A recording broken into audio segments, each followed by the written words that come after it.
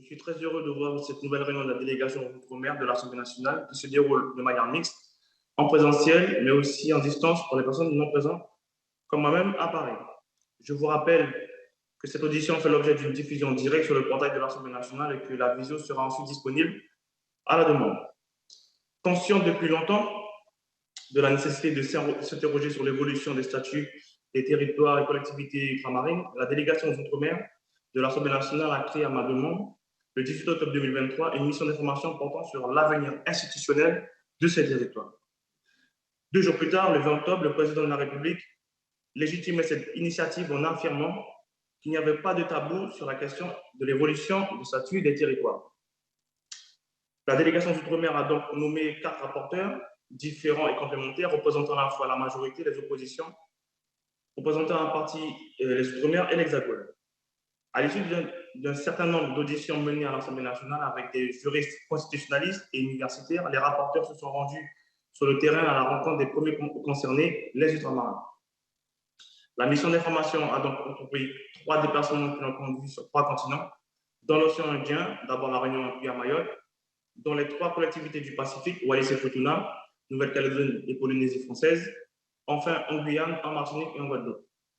Les collectivités qui n'ont pas pu être visitées feront l'objet de visioconférences.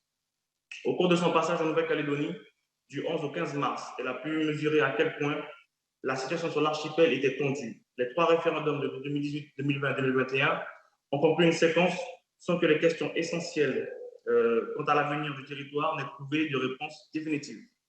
La Nouvelle-Calédonie est donc partie dans un cycle de pourparlers et de réformes rendues nécessaires par l'achèvement du processus de Matignon.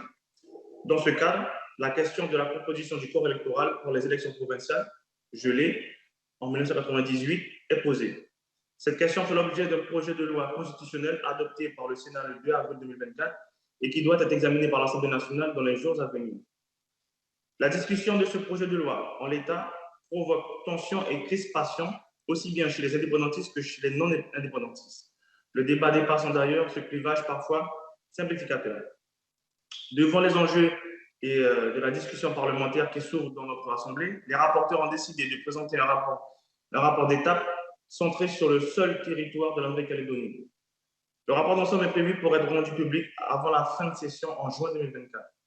Ce rapport d'étape prend la norme d'une communication, de la forme d'une communication dont le projet est publié depuis ce matin sur la page de la délégation Outre-mer sur le site de l'Assemblée nationale. En l'absence de Philippe Vuité, qui n'a pas participé aux travaux de manière occasionnelle et ce n'est pas rendu dans le Pacifique, je donnerai la parole aux 3 rapporteurs présents, donc Thémata Le Gaïc, Philippe Gosselin et moi-même. Donc, par rapport à l'ordre de passage qu'on avait discuté, si Philippe m'entend bien, l'ordre qui avait été validé, c'est Philippe Gosselin d'abord, Thémata Le Gaïc, Débiriman d'abord, Philippe Gosselin après et Thémata Le Gaïc en 3e position. Donc, je vais me lancer.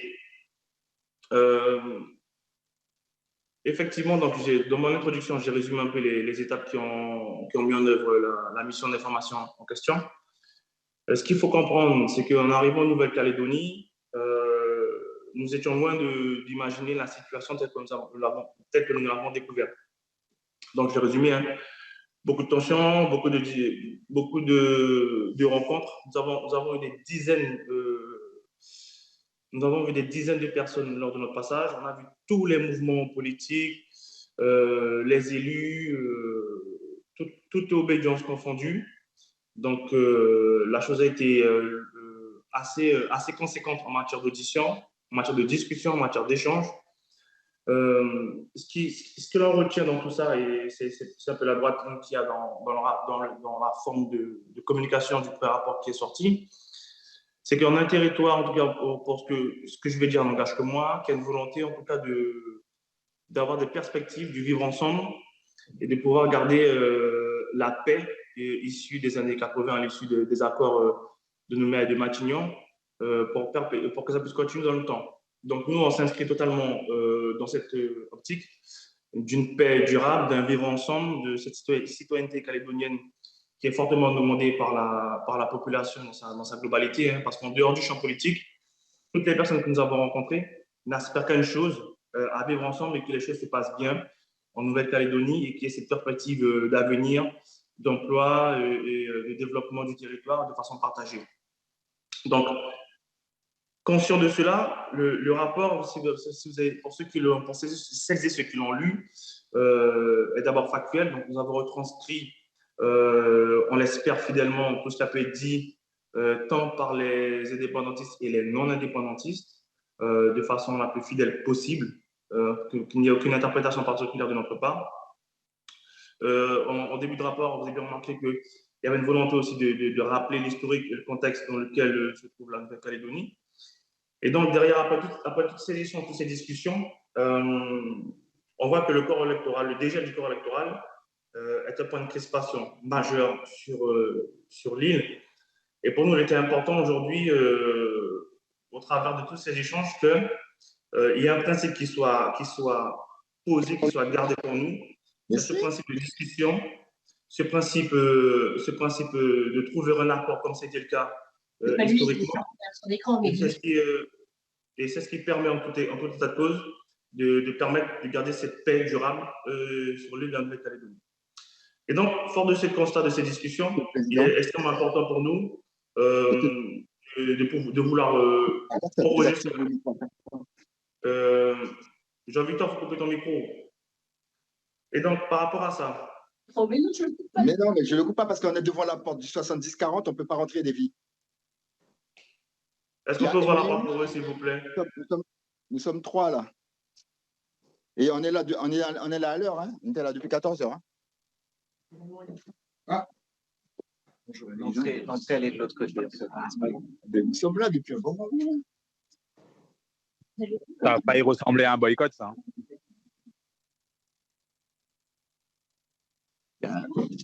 Bonjour tout le monde.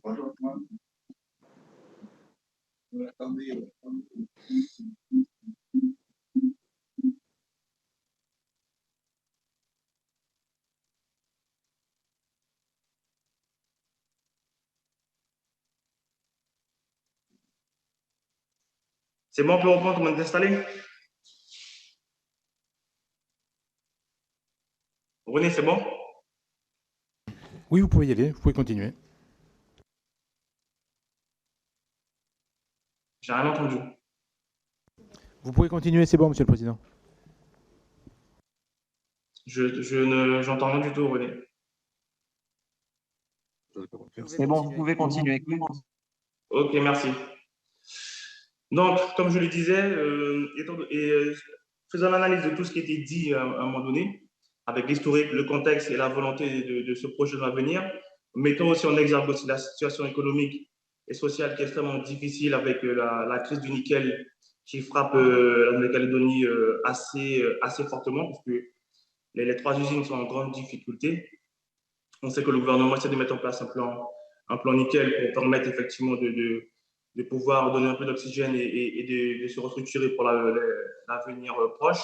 Donc, toutes ces choses mises sur la table font que la situation est extrêmement compliquée. Donc, nous, comme je l'ai dit au préalable, on a la volonté de garder le principe qui a fait sa réussite historique au sein de ce territoire, c'est la capacité à discuter, à tomber d'accord et à œuvrer ensemble. Donc, le projet de loi qui est porté par le gouvernement aujourd'hui, à l'instant, nous parlons sur uniquement le dégel du corps électoral, pose un problème. Pourquoi? La question du dégel électoral, lorsque nous avons discuté, il y a comme un consensus qui s'est dégagé automatiquement sur les natifs aujourd'hui pour qu'ils puissent voter. Et après, il y a des discussions sur le temps de présence des autres personnes qui pourraient être là. Mais nous, que ce soit des non-indépendantistes ou des indépendantistes, il y a une volonté de discuter pour trouver un accord. Mais ce qui est dit au préalable, c'est qu'il faut qu'il y ait un accord global, puisque aujourd'hui, au-delà du corps électoral de la Nouvelle-Calédonie, il y a des enjeux majeurs, tels que le statut qui va maintenant être appliqué à la Nouvelle-Calédonie, et donc les institutions futures. Donc, il y a toutes ces discussions-là qui sont sur la table. Et donc, en ce qui me concerne, je ne comprendrais pas pourquoi il y aurait un projet de loi qui modifie le corps électoral de la Nouvelle-Calédonie, d'autant plus que tout le monde, en fait la majorité, parce qu'il y a même des non-indépendantistes, nous ont fait savoir que un accord global aujourd'hui serait essentiel pour garantir la continuité des discussions et de la paix au niveau de l'île. Donc, en ce qui me concerne, je m'inscris totalement là-dessus. On doit être focalisé, mais uniquement focalisé sur permettre à ce que les échanges, les débats, les discussions pour un accord global puissent se faire dans de bonnes conditions. L'État doit permettre justement cela et en étant aussi acteur de cette situation-là. Imposer le projet de loi de modification constitutionnelle sur le corps électoral uniquement à cet instant vient gripper la machine en ce qui me concerne. Donc, ce n'est pas le bon moment, la méthodologie n'est pas opportune, d'autant plus qu'il y a une demande de la part des personnes, effectivement, que l'État puisse garantir ces choses-là. Et c'est bien pour ça que dans nos propositions, en tout cas en ce qui me concerne, il y a un souci de temporalité quant à la question. Et deuxièmement, il y a un problème du fait que ça ne concerne que le dégel du corps électoral. Donc, en ce qui me concerne, par rapport au projet de loi qui est initié, s'il devait aller au bout tel quel, moi je voterai contre. Pas parce que je suis opposé au dégel du corps électoral, mais bien au contraire, il est important que les concitoyens néo-calédoniens et calédoniens, Kanak, puissent voter normalement sur le territoire français. Mais en discutant avec tout le monde, on voit qu'il est extrêmement important qu'il y ait un accord global, un consensus qui soit trouvé, ce qui garantirait effectivement la paix sur l'île et permettrait la perspective d'avenir. Et ça éviterait les crispations, les tensions que l'on connaît, que l'on peut voir sur l'île depuis quelques temps. Cela augure rien de positif, entre guillemets, si ce n'est d'aller vers des affrontements. À l'unanimité, toutes les personnes qu'on a rencontrées nous disent que les marqueurs historiques qui ont mené aux difficultés des années 80 et ce que l'on connaît à cette guerre civile sont allumés. Donc maintenant, il en charge à nous maintenant de permettre à ce que cet accord soit trouvé, qu'on laisse du temps au temps, d'accord. Il n'y a pas besoin d'aller en précipitation sur cette question-là, mais de laisser les hommes et les femmes de ce territoire-là trouver leur accord pour leur destin commun. Donc voilà ce que j'avais à dire en préalable, en préambule sur les grandes lignes. Et maintenant, je laisserai la parole à Philippe Gosselin pour enchaîner. Merci, Monsieur le Président. Mes chers collègues, vous l'avez compris, mes préconisations ne seront pas exactement celles du Président Riemann et de mon collègue Thémataï Le Gaïc à suivre. Malgré ces différences, on n'entend pas Philippe. On ne m'entend pas. Alors, est-ce que tu m'entends? Vous m'entendez? On nous entend dans la salle avec le haut-parleur, il n'y a pas de problème, mais ça n'arrive pas chez vous. J'entends toujours pas Philippe. Ah oui, je pose.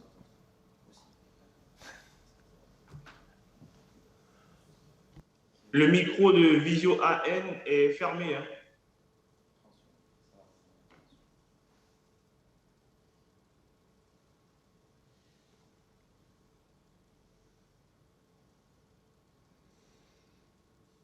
Ah, les ennuis du direct.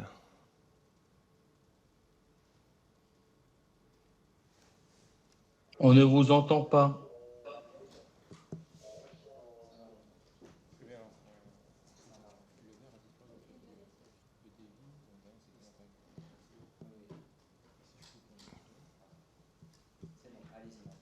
Alors, on me dit que c'est bon. Vous m'entendez cette fois? Parfait. Là, c'est bon. Ouais, parfait. Alors, je reprends. Ça sera plus clair. Monsieur le Président, cher Davy, mes chers collègues, vous l'avez compris, mes préconisations ne seront pas exactement celles du Président Riemann et de mon collègue Thémataï Le Gaïc. Malgré ces différences, un certain nombre d'éléments nous amènent cependant à nous exprimer aujourd'hui ensemble devant vous. Car c'est ensemble que nous nous sommes rendus en Nouvelle-Calédonie. C'est ensemble que nous avons conduit des dizaines d'entretiens et de rencontres. C'est ensemble aussi que nous avons écouté les différentes parties, comme c'est ensemble que nous avons recueilli la parole des personnes concernées. Aussi, à l'issue de ce travail commun, même si nous ne parlons pas d'une même voix et d'une seule voix, même si nos préconisations sont pour une part différentes, c'est bien ensemble que nous exprimons une inquiétude, la même inquiétude. Ce n'est pas une surprise. Je suis attaché, comme le sont mon groupe et mon parti, à l'appartenance de la Nouvelle-Calédonie à la France. Appartenance confirmée par les 3 référendums tenus en 2018, 2020 et 2021.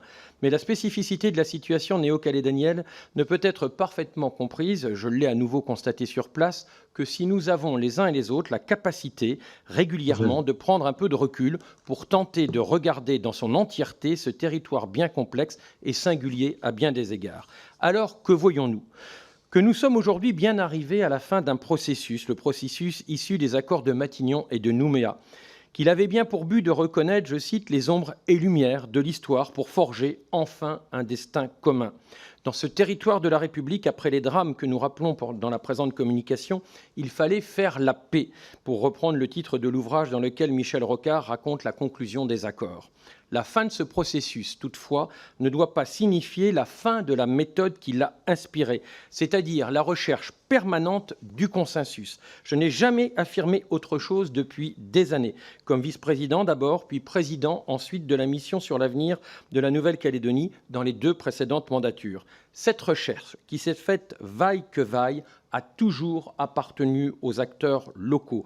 Le Parlement a toujours su évidemment trouver sa place dans cette méthode, mais en limitant autant que possible son intervention pour se faire, pour l'essentiel, le greffier, en règle générale, des fragiles équilibres fixés dans le marbre des accords passés localement entre les parties prenantes. Et ce, quand bien même ces accords avaient des implications évidentes pour l'ensemble de la nation. Chacun a toujours veillé à ce que le dossier calédonien ne soit pas un enjeu de petite politique politicienne, ni n'en fasse un enjeu de politique interne. Tout ce qui nous unit nous grandit. C'est donc cette méthode, encore et toujours, peut-être même plus que jamais aujourd'hui, qui doit se poursuivre. Autrement dit, et pour être très clair, l'avenir de la Nouvelle-Calédonie appartient en premier lieu aux habitants de ce territoire à travers les accords qu'ils peuvent conclure entre eux. Oui, j'insiste, cette marque de fabrique doit pouvoir se poursuivre au-delà du processus de Nouméa, dont la conclusion ne saurait en aucune façon y mettre fin. C'est le message que nous portons, différemment sans doute aujourd'hui, mais bien ensemble devant vous. Oui, il y a eu 3 référendums, avec des résultats positifs en faveur du maintien de la Nouvelle-Calédonie au sein de la République. Mais en aucun cas, il ne saurait exclure une communauté ou une autre. C'est pourquoi il nous faut pouvoir entendre les voix pour lesquelles le 3e référendum reste sujet à interprétation. Non pour en contester, j'insiste bien, le résultat. Il est là, ce résultat, mais bien pour saisir ce qu'elles disent du sentiment d'une partie importante de la population néo-calédonienne, celle qui aspire à la poursuite d'un processus d'autodétermination. Ce processus, il est logique. N'oublions pas que c'est un principe qui est garanti par le texte même de notre Constitution. Le second alinéa du préambule de 58 fait plus que des allusions. Il précise d'ailleurs, je cite, « En vertu de ces principes et de celui de la libre détermination des peuples, la République offre aux territoires d'outre-mer qui manifestent la volonté d'y adhérer des institutions nouvelles fondées sur l'idéal commun de liberté, d'égalité, de fraternité et conçues en vue de leur évolution démocratique. » Déjà, d'ailleurs, l'alinéa 16 du préambule, toujours en vigueur de la Constitution de 1946, l'affirmait. La France forme avec les peuples d'outre-mer une union fondée sur l'égalité des droits et des devoirs, sans distinction de race ni de religion. On ne saurait être plus clair. Pour autant, égalité, vivre ensemble, destin commun, quelles que soient les solutions juridiques, ces principes restent plus que jamais d'actualité, sous des formes sans doute parfois à préciser, mais ils restent d'actualité dans la Nouvelle-Calédonie que nous avons visitée le mois dernier. Il n'en reste pas moins qu'après ces 5 jours quand même, sur place, après nous être rendus, c'était notre volonté, dans chacune des 3 provinces, après avoir participé à une trentaine de rencontres, après avoir croisé, entendu plus de 110 personnes, c'est-à-dire l'ensemble des parties prenantes, nous rentrons humbles et très prudents, mais avec beaucoup d'inquiétudes et d'interrogations. Elles sont, et vous me permettrez cette expression, autant d'épées de Damoclès susceptibles d'obérer l'avenir de la Nouvelle-Calédonie, qu'il soit politique, mais aussi économique ou social notamment. N'oublions pas, en effet, la situation actuelle est très difficile dans laquelle se trouve l'industrie du nickel. Elle a longtemps été la pierre angulaire de l'équilibre économique de l'île. Mais depuis trop longtemps, elle a aussi été fantasmée. Et la dure réalité, comme les marchés, se rappellent à nous. N'oublions pas non plus la situation inquiétante de l'évolution de la démographie du territoire. Elle ne cesse désormais de chuter, bien loin des craintes répétées d'un peuplement exogène qui serait massif, mais que les chiffres démentent année après année. Regardons la situation avec lucidité. Cette chute est en réalité l'expression des inquiétudes d'une population qui se cherche et ne croit plus à ce stade en l'avenir. D'une façon générale, et c'est ce que nous avons essayé de faire, il faut écouter ce qui est dit de part et d'autre. Écoutez les indépendantistes qui demandent que l'on donne du temps au temps. Écoutez les non-indépendantistes qui craignent à juste titre de ne plus être représentés comme ils devraient l'être, puisque le gel du corps électoral fige les choses dans le marbre.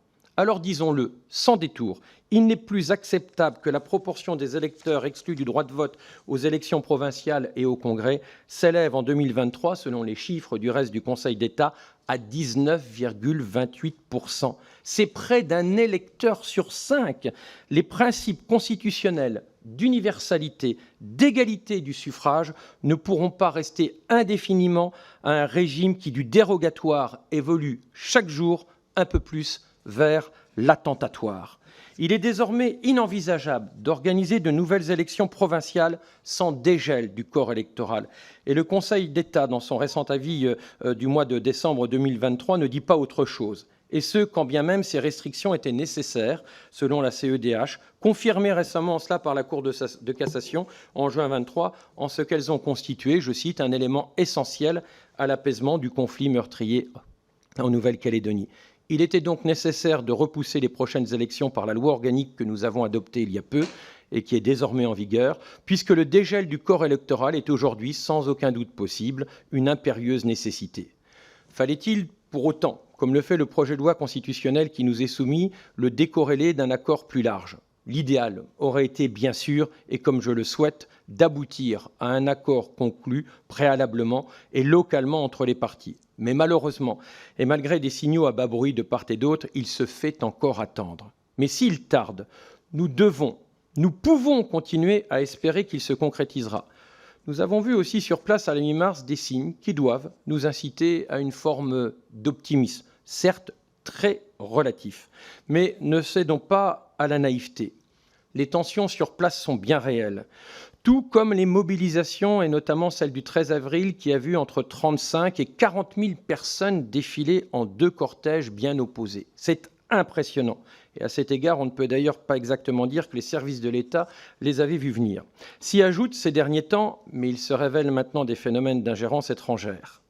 Oui, on connaissait déjà quelques éléments sur la Chine, mais désormais, et l'affaire a éclaté très ouvertement la semaine dernière avec des articles du 25 avril, c'est l'ingérence d'un autre État, l'Azerbaïdjan, exercée au grand jour, qui ajoute par opportunisme de la confusion, de l'instabilité à une situation suffisamment tendue. Alors, que conclure ? Que la discussion du projet de loi constitutionnelle commencera dans notre Assemblée dans quelques heures, peut-être même déjà maintenant, avec la délégation aux Outre-mer, à 17h30 avec l'audition du ministre de l'Intérieur et des Outre-mer. Le processus est enclenché et il nous faut aller au bout. À l'Assemblée comme au Congrès, le groupe Les Républicains, comme moi, nous voterons donc en faveur de ce texte. Je forme néanmoins, et avec force, conviction, le souhait qu'un accord puisse être conclu sur place, peut-être en passant, comme le propose notre communication et les conclusions de notre pré-rapport, par la mise en place d'une mission impartiale destinée à faciliter les négociations entre les parties en présence dans le but d'aboutir à un accord global. Bien évidemment, l'Assemblée nationale, le Sénat devront y être associés, mais non seulement associés, mais aussi participer à ces travaux comme à ces décisions. Sans naïveté, je le dis, accompagnons ce destin commun dans la visibilité. Bien sûr, pour renouer avec la croissance économique et démographique, pour assurer le développement et plus largement l'avenir de ces territoires, mais peut-être d'abord et avant tout pour renouer avec la confiance en soi et envers les autres. Je vous remercie.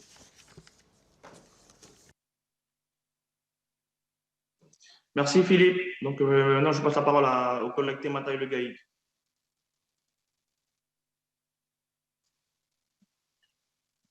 Malheureux, Monsieur le Président, vous m'entendez? C'est bon?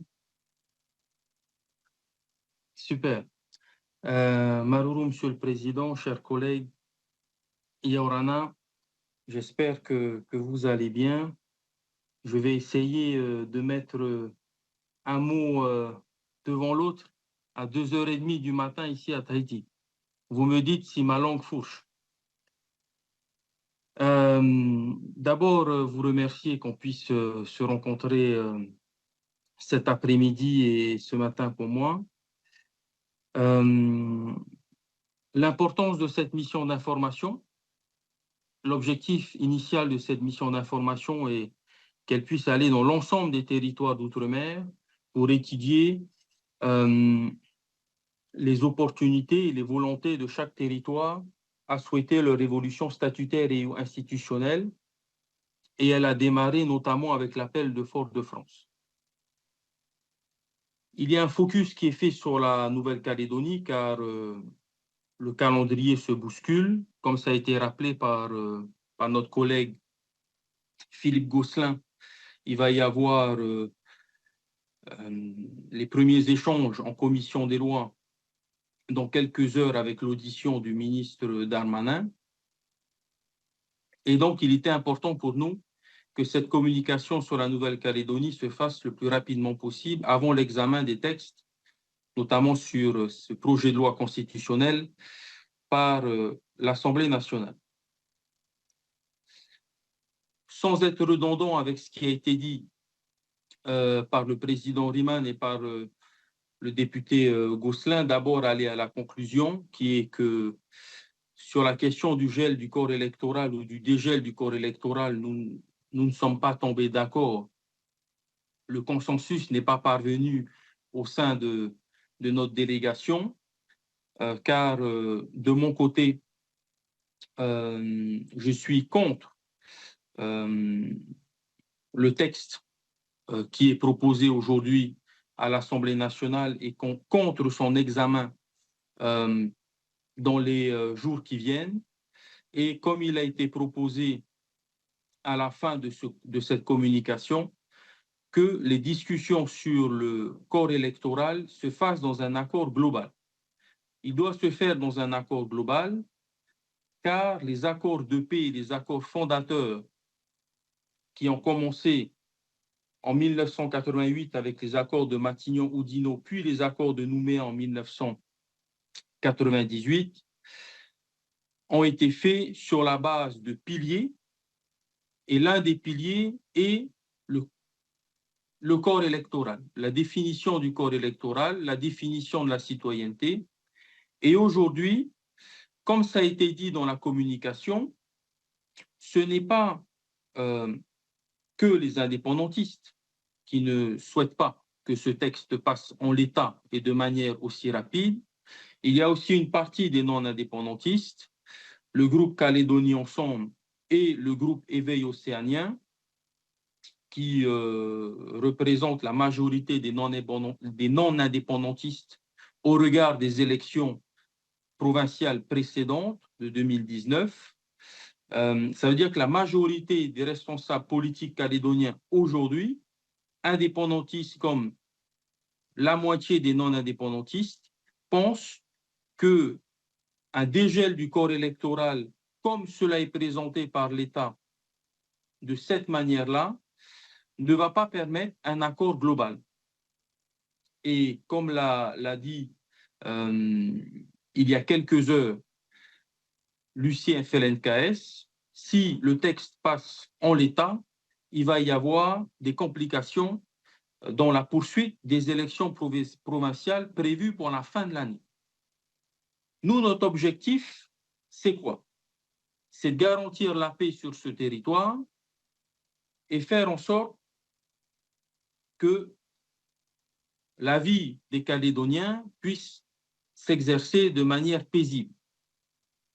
Aujourd'hui, en fonction de, comme je l'ai dit, pour ne pas être redondant avec ce qui a été dit par mes deux collègues, donc je vais accentuer sur ce qui n'a pas été dit, il a été relevé par une grande majorité des responsables politiques calédoniens et même de certains responsables issus de la société civile qu'il y a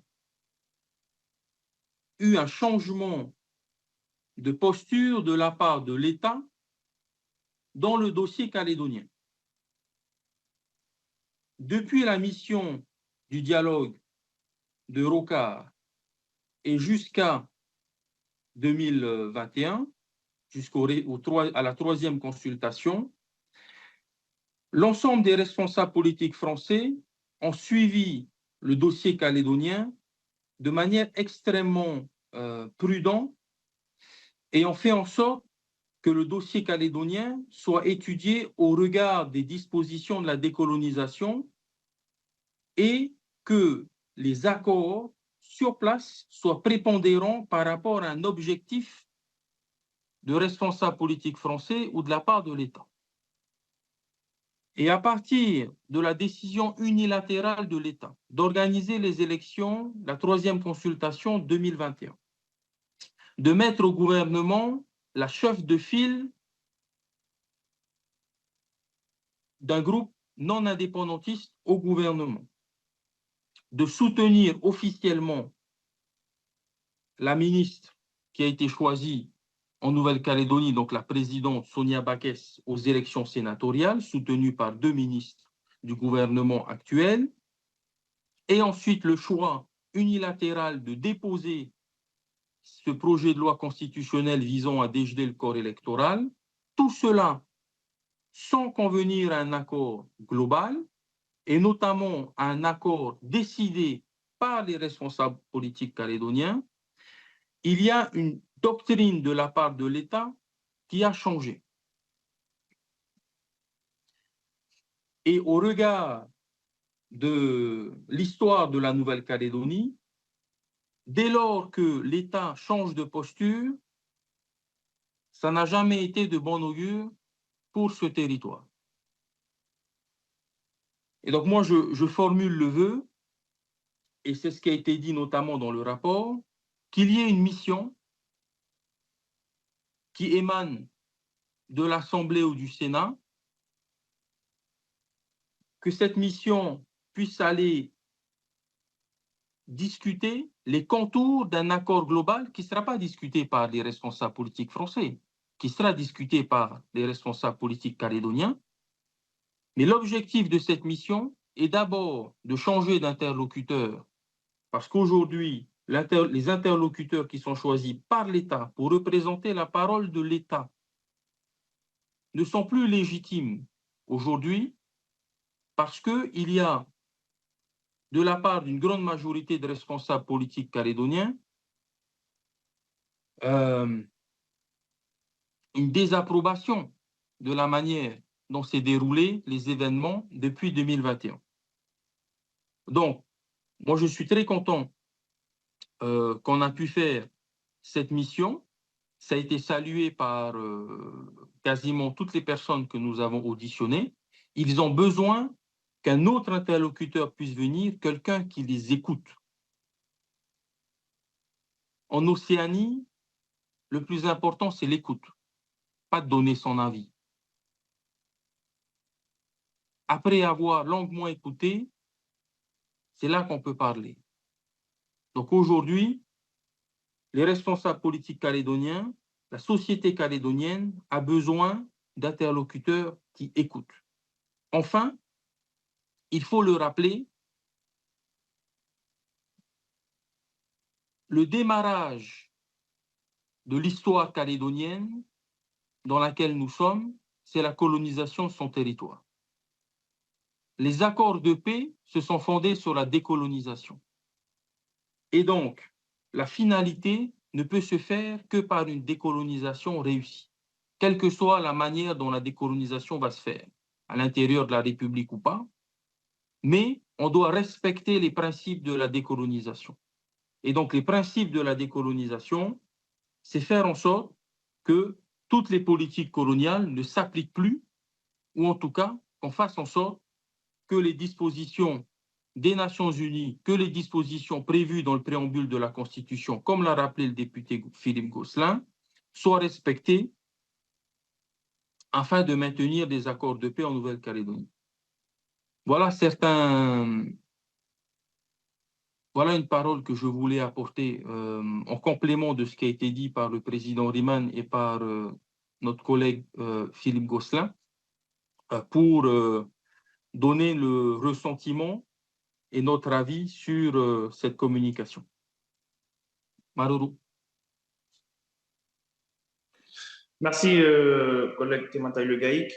Donc, chers collègues, vous avez bien pu entendre la voix de trois co-rapporteurs sur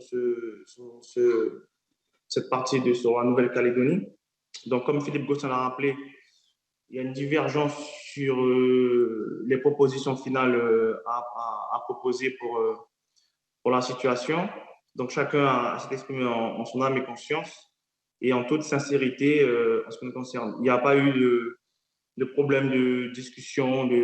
Les choses se sont très bien passées. Donc, je tiens en tout cas à remercier Temataï Le Gaïc et aussi Philippe Gosselin qui ont fait preuve d'une très grande écoute. Et je sais que ça n'a pas été simple aussi pour finaliser ce rapport-là pour nous parce qu'effectivement, nous avons des obédiences politiques différentes, mais on a su démontrer notre capacité à travailler ensemble, arriver à un consensus où il y a des différences en finalité, mais vous savez, sur le fond, nous partageons beaucoup d'analyses par rapport à la Nouvelle-Calédonie. Et c'est en ce sens-là qu'aujourd'hui, j'estime que le rapport me paraît assez équilibré et que j'espère qu'il permettra aux uns aux autres de prendre connaissance, conscience, l'analyse et pour les jours à venir. Donc voilà. Donc maintenant, s'il y a des questions, nous sommes là.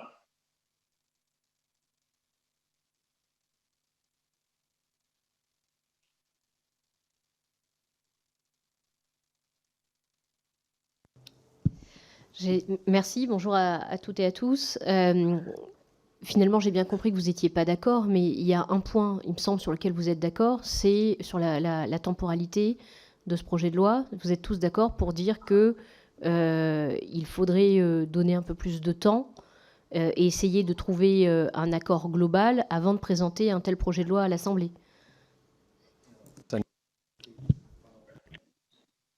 Alors, en ce qui me concerne, oui, on en a parlé tous les trois.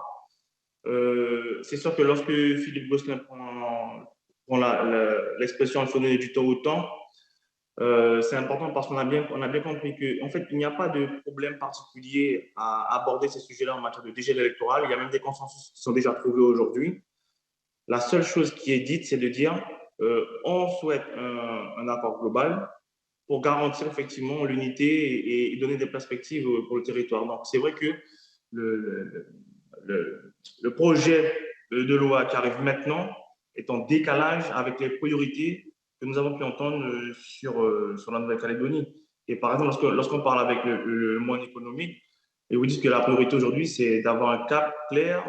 L'urgence, c'est sur un projet de société pour pouvoir effectivement stabiliser les choses. Donc, vous voyez bien qu'il y a un décalage à différents niveaux. Donc, c'est bien pour ça que nous estimons que la temporalité de ce projet de loi n'est pas éloignée du tout par rapport à la situation. Oui, pour être très clair, effectivement, moi j'aurais préféré qu'on ait un accord global avant de pouvoir entamer le processus. Maintenant, soyons clairs, et là-dessus il n'y a aucune ambiguïté, le processus en ce qui me concerne, et c'est la même chose pour les Républicains, maintenant qu'il est lancé, il faut aller au bout de ce processus. On ne peut pas l'interrompre en plein milieu, ça n'aurait pas de sens, ça serait des injonctions contradictoires, et je crois que ça perturberait encore plus les choses. Maintenant, il ne faut pas exclure, et on a quand même des gens qui y travaillent. Sonia Backès a fait circuler plusieurs versions d'un texte qui a été vu et revu plusieurs fois.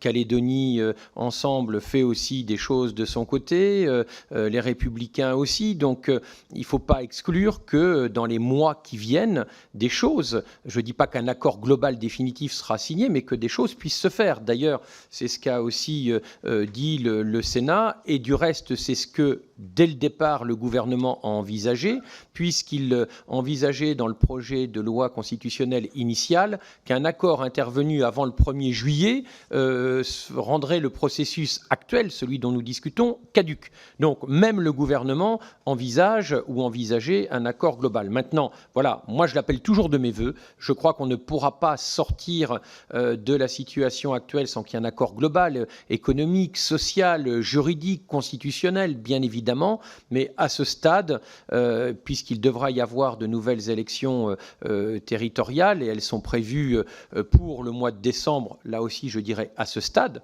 le Conseil d'État lui-même considère que ça pourrait aller un peu plus loin, jusqu'à l'automne 2025. Mais à ce stade, on ne peut pas envisager, ça serait totalement antidémocratique, de nouvelles élections en privant quasiment 20% de la population de son droit de vote. Oui, il y a un processus qui, depuis 30 ans, a été dérogatoire du droit commun. Je pense qu'il faut garder cet esprit de consensus et de recherche d'équilibre, mais ça ne peut pas se faire contre la vie démocratique et nos grands principes républicains d'égalité devant le suffrage. Sinon, c'est quand même l'édifice démocratique qui est mis à mal. Donc, il y a cet équilibre à trouver. Moi, je voterai, voilà, pour être très clair, je voterai dans quelques semaines le projet de loi dans des termes identiques à ceux du Sénat. Le groupe LR n'aura pas d'amendement, de modification, etc. Nous, on s'en tiendra au texte du Sénat pour que rapidement le Congrès puisse se réunir. Mais ça ne veut pas dire que pour autant le travail soit fini, loin de là, et on se retrouve pour effectivement donner un peu de temps au temps. On le sent bien, mais on ne peut pas s'arrêter maintenant au milieu du gué. Ouais. Pour clore la première boucle, la question, comme ça a été rappelé par beaucoup de responsables politiques calédoniens, pour répondre à la question, c'est qu'est-ce qu'on veut? Est-ce qu'on veut dégeler le corps électoral à tout prix ou on veut un accord global? Parce que la temporalité, elle est importante.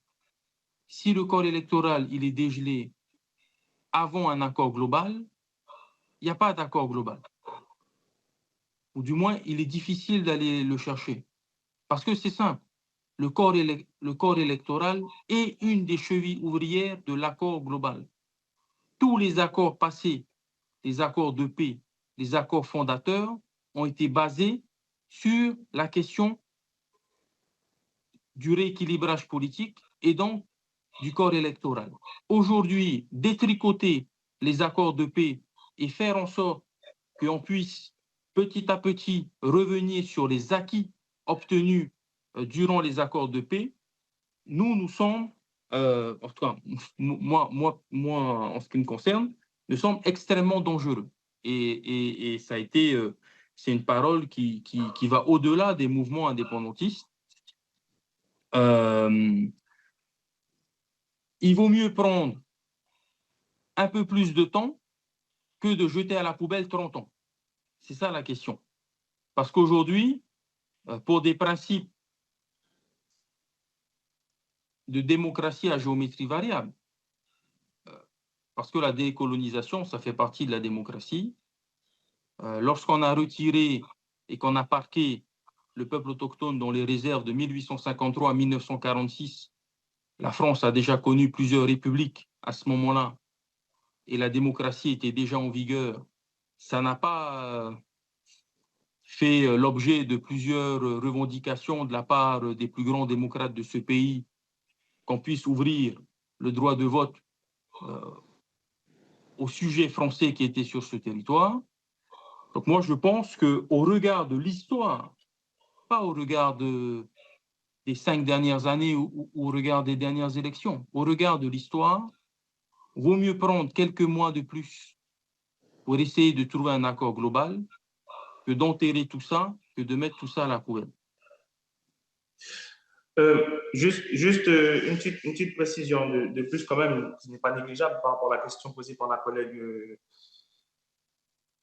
Il faut savoir que effectivement, on ne peut pas parler de ce territoire-là comme si c'était un territoire lambda, c'était un passé, on est dans une vie normale.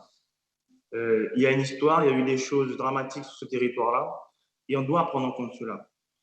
Alors, c'est là que la chose diverge quelque peu avec le collègue Gosselin, dans la mesure où, lorsque le collègue Gosselin parle de l'expression démocratique, la vie démocratique du territoire, j'ai l'impression de dire à plusieurs reprises, des partis politiques nationaux ont démontré qu'ils savaient s'asseoir sur la vie démocratique du pays lorsque ça leur arrangeait bien. Je rappellerai 2007, les Français avaient dit, disons non pour le traité européen et ils l'ont signé quand même, tel quel. Je rappelle que récemment encore, par rapport à la loi qui modifiait le départ à l'âge de la retraite, la très grande majorité de la population française avait dit non sur modifier cela. Le gouvernement l'a fait quand même. Donc, en l'expression de vie démocratique, on sait que les différents gouvernements sont arrêtés sur un parti quelconque, savent le faire. Donc, c'est bien pour ça. On doit permettre, au travers de ce qui se passe en Nouvelle-Calédonie, de démontrer que, et je rappelle que le collègue Bosson l'a rappelé, on préfère être greffier. Moi, je l'ai dit, je n'ai pas décidé de l'avenir d'un territoire en lieu et place de ces personnes-là. Donc, la primauté, la priorité doit être laissée aux acteurs de ce territoire-là pour trouver un accord final ensemble, avec la garantie que l'État soit présent et puisse être un facilitateur de ces choses-là et rien d'autre. Donc, il faut bien peser les choses, bien analyser les choses pour ne pas se tromper une nouvelle fois. Donc, voilà. Il y a Johnny Jacques a levé la main, je crois, René. Aussi, il y a d'autres dans la salle. Oui, c'est possible. René, c'est bon? C'est bon. Oui, M. Metzdorf aussi après. Donc, Johnny, après M. Metzdorf. OK. Peut-être honneur à la Nouvelle-Calédonie avant moi, alors. OK, ben, Nicolas Metzdorf a la parole. Merci, Monsieur Adjar, mais vous pouviez parler, hein, pas de problème. On est tous des députés de la nation.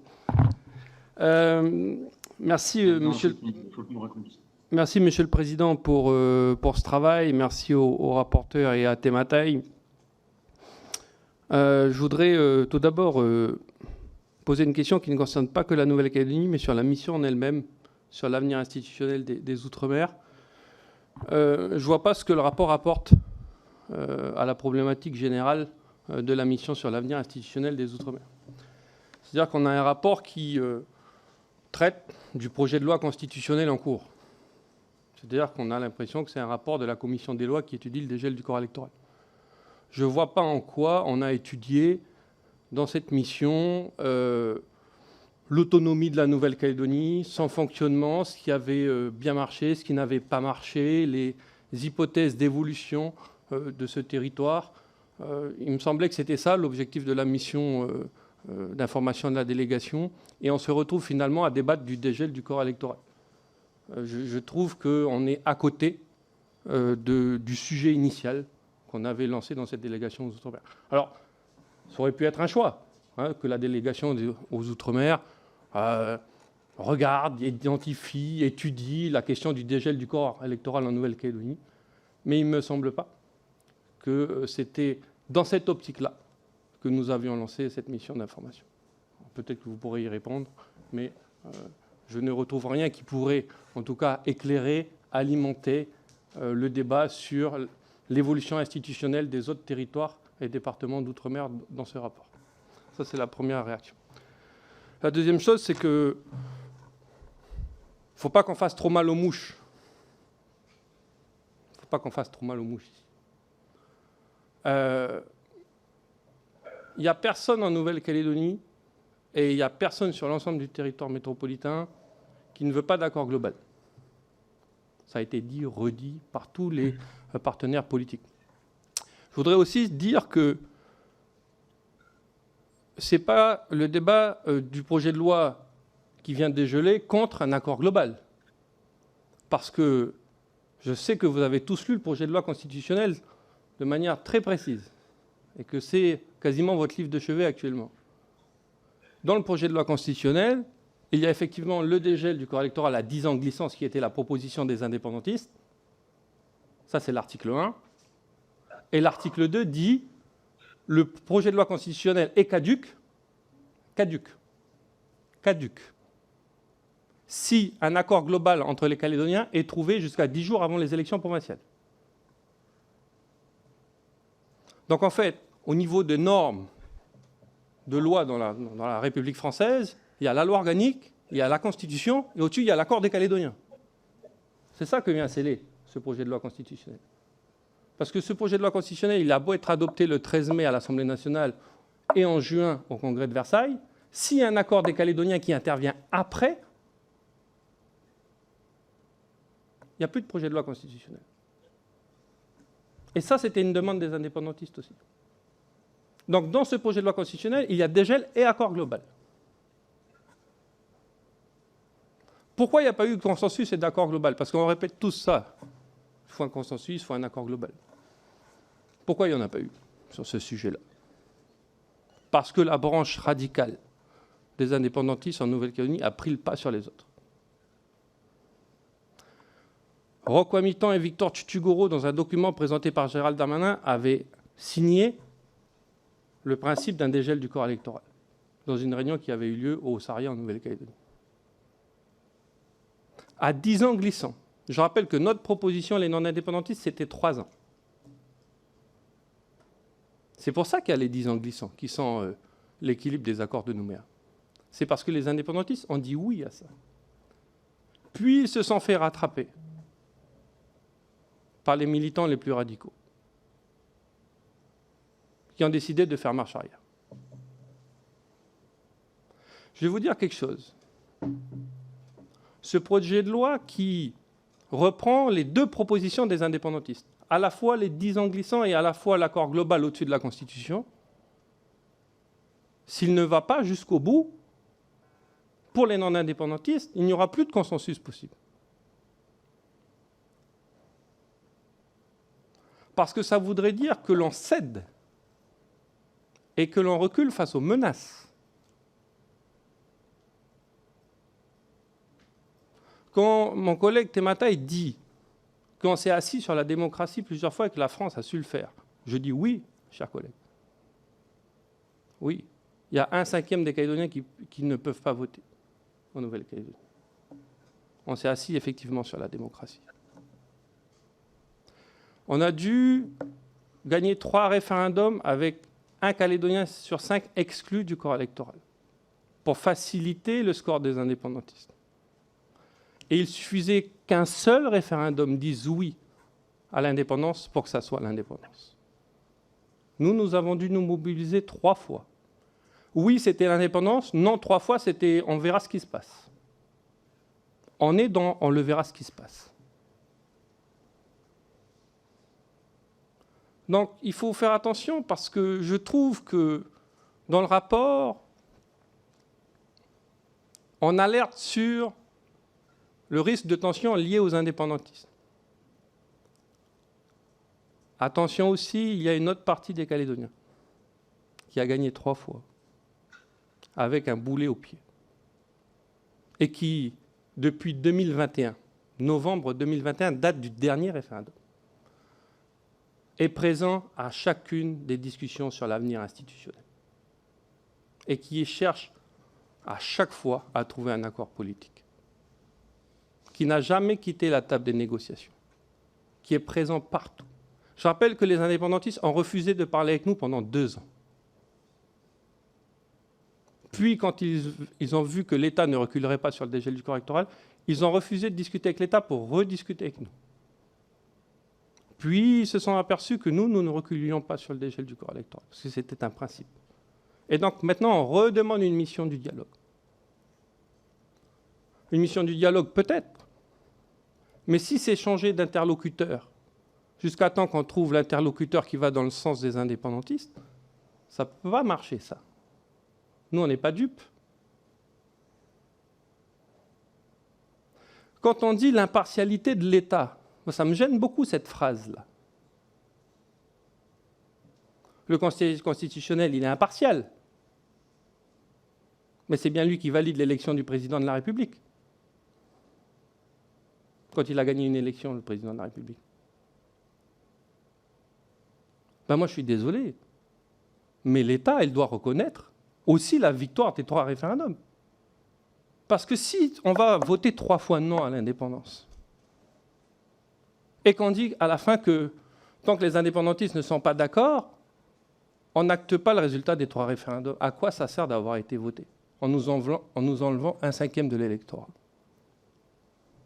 L'impartialité de l'État, elle était dans le cadre du processus de l'accord de Nouméa, qui devait aboutir aux 3 référendums. Les 3 référendums ont eu lieu. Ça a été 3 oui à la France. Est-ce que l'État devrait dire ça n'a pas existé pour être impartial? L'État fait le strict minimum en engageant une réforme constitutionnelle pour élargir un corps électoral basé sur le droit du sang avant les prochaines élections locales.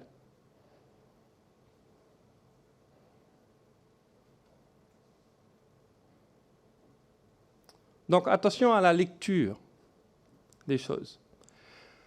Je terminerai en rappelant à Temataï Le Gaïc, vous avancez que les non-indépendantistes ne sont pas tous unis sur la question et que une majorité des non-indépendantistes souhaitent le report de ce projet de loi constitutionnelle. Je rappelle que Calédonie Ensemble et l'éveil océanien, à l'Assemblée de la province sud, c'est 10 élus. Quand les loyalistes et le Rassemblement, c'est 23. Je rappelle que c'est les loyalistes et le Rassemblement, sans Calédonie Ensemble et sans l'éveil océanien, qui ont mis 20 000 personnes dans la rue pour défendre le dégel du corps électoral. Pas Calédonie Ensemble ni l'éveil océanien. Voilà. Donc, j'alerte juste les collègues sur le fait que la lecture qui consiste à dire que l'État passe en force face aux indépendantistes est une mauvaise lecture. Et que dans notre rôle de député, à ce moment de l'histoire, il faut évidemment défendre l'idée d'un consensus, du dialogue, toujours, ça doit être notre ligne de conduite, mais il y a aussi énormément de pédagogie à faire auprès des Calédoniens et expliquer qu'on ne peut pas continuer sur un territoire qui a voté 3 fois non à exclure des gens du droit de vote. Et on ne doit pas devenir ici des relais des partis politiques locaux.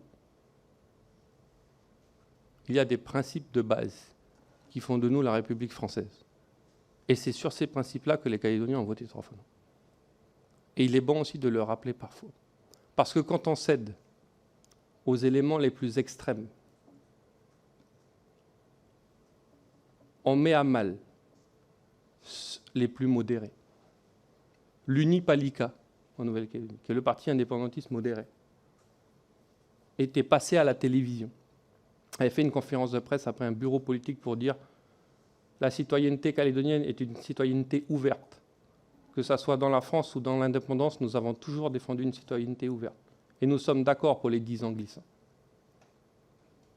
Et c'est parce que nous avons donné du crédit aux plus extrémistes que l'Unipalika a dû reculer. C'est ça la réalité de l'histoire. Donc le consensus ne doit pas être la marotte bien utile à ceux qui s'en servent pour obtenir par des accords ou par des pressions ce qu'ils n'ont pas obtenu par le choix des Calédoniens. Voilà. Je remercie, Monsieur le Président.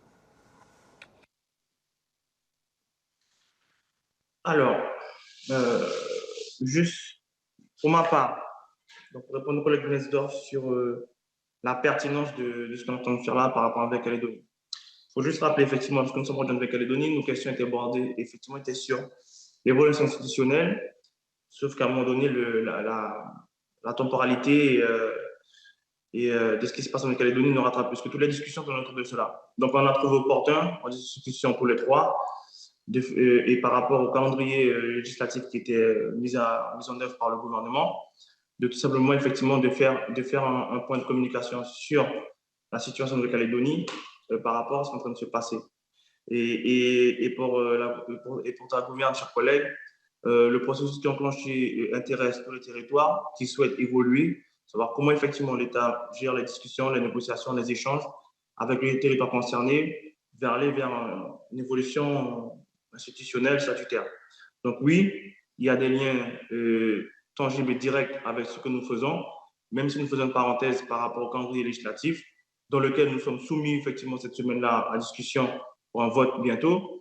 Donc au contraire, ton interprétation de la situation m'interpelle quelque peu. Ensuite, tu as dit qu'il ne faut pas opposer l'accord et le projet de loi. Ce n'est pas ce qu'on fait. Quand on lit le rapport, on voit bien que nous, on essaie de dire qu'il y a un problème de temporalité par rapport à ce projet de loi. En aucune manière, nous disons qu'il ne faut pas une modification constitutionnelle par rapport au corps électoral de la Nouvelle-Calédonie. Donc, pareillement, il ne faut pas dire ce que nous n'avons pas dit.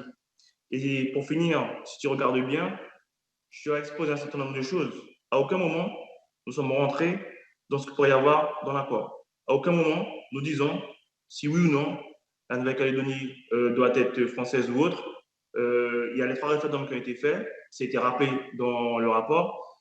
Donc, on est vraiment pas rentré là-dedans. Le but, ce n'est pas de prendre parti pour l'un pour l'autre, c'est de dire au gouvernement que nous estimons par rapport aux échanges qui ont eu lieu sur le territoire pendant ces 5 jours avec toutes les personnes que nous avons rencontrées, parce qu'il y a eu des dizaines et des dizaines. Il est important de donner du temps au temps, d'accord, et que nous posons la question de la temporalité de ce projet de loi constitutionnelle. Donc voilà, tout simplement, sans plus, ils sont rentrés dans le détail. Voilà sur quoi nous sommes restés autour. On a essayé d'être le plus fidèle possible avec ce qui a été dit. Et je te rassure, pour finir, collègue, la situation de la Nouvelle-Calédonie, ce n'est pas notre Bible sur une table de chevet en ce moment. Il y a beaucoup d'autres choses qui y sont. D'accord? C'est juste pour te rassurer sur la question. Donc voilà, je n'irai pas plus loin dans les détails de cela. C'est bon pour moi. Alors, il y a le collègue Ajar, ensuite le collègue Vulté. Merci, bonsoir à tout le monde. C'est un sujet pour moi qui paraît très important à tous les niveaux, même si chaque territoire a sa singularité au sein de la République et en lui-même. Et il est vrai que je porterai un certain nombre de principes. Je remercie les rapporteurs parce que j'ai trouvé quand même très intéressant de pouvoir justement avoir un regard diagnostique avec un petit peu des alertes sur les problématiques posées, notamment par rapport à l'avenir du territoire de la Nouvelle-Calédonie. Et je pense que s'il y a un certain nombre de points communs, parmi ceux-ci, le fait que le peuple néo-calédonien décide de son avenir me paraît tout à fait naturel. Mais c'est vrai que chaque territoire aussi a une histoire et que la question de la colonisation, même si elle ne doit pas être ressassée, doit être rappelée pour mémoire, pour montrer que nous sommes sortis d'une relation de domination-soumission dans laquelle nous sommes quand même toujours. Je ne parle pas de Nouvelle-Calédonie, je parle des territoires dits d'outre-mer. Et dans lesquels nous souhaitons aujourd'hui avoir un rapport d'égalité de droits dans le respect de nos différences et de nos singularités. Pour certains, peut-être pas pour d'autres. Mais en tout cas, que nos réalités soient reconnues par nous-mêmes, en nous-mêmes. J'élargis mon débat, mais je ne vais pas faire long parce que je pense que chacun restera à camper sous sa position, nous appartenons à des groupes, nous avons nos convictions. Je souhaite simplement quand même faire passer un petit message.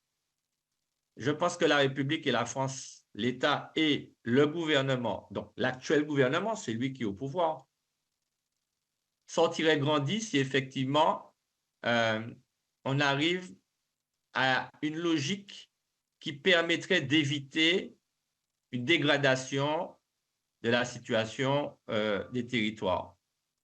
L'idée n'est pas d'imposer ni dans un sens ni dans l'autre, mais de tomber sur un véritable consensus. Je pense que ce qui a été appelé par les 3 rapporteurs, c'est surtout ça. Et je retiens la notion de temporalité. La question de mettre dans l'ordre les choses pour ne pas donner le sentiment que ni dans un cas ni dans l'autre, on impose une situation. Alors, j'ai entendu parler des 3 référendums, mais dites-moi si je me trompe quand même. Est-ce que le niveau de participation, notamment aux 3 référendums, n'était pas un niveau de participation qui intégrait un petit peu toute, on va dire, une majorité représentative? Je pose la question, hein, je n'ai pas suivi. Je pourrais aller sur Google pour regarder, mais si vous me dites, ce que je veux dire par là, c'est que les référendums sont une expression.